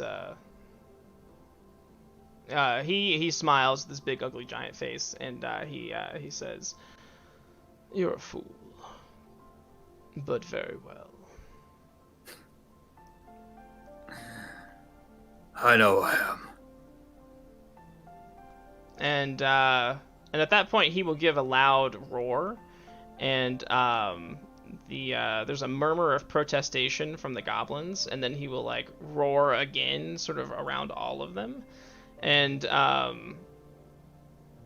he will they will sort of back away and retreat. The giant will remain, and Harold, you will die.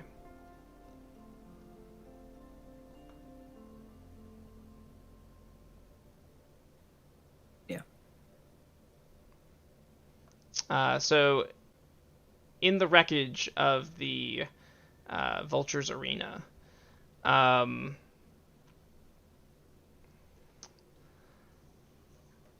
there's you guys, there's the people that witnessed what happened, there's the people some of the people that you've allied with and that you've protected and who've protected you.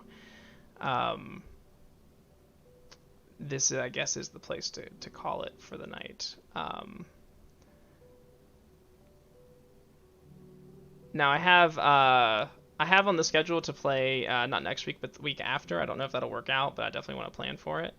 And we can pick back up with the second part of this arc. I really apologize that it ran so long tonight. I don't think I was probably I think I got a little too caught up in some of the stuff.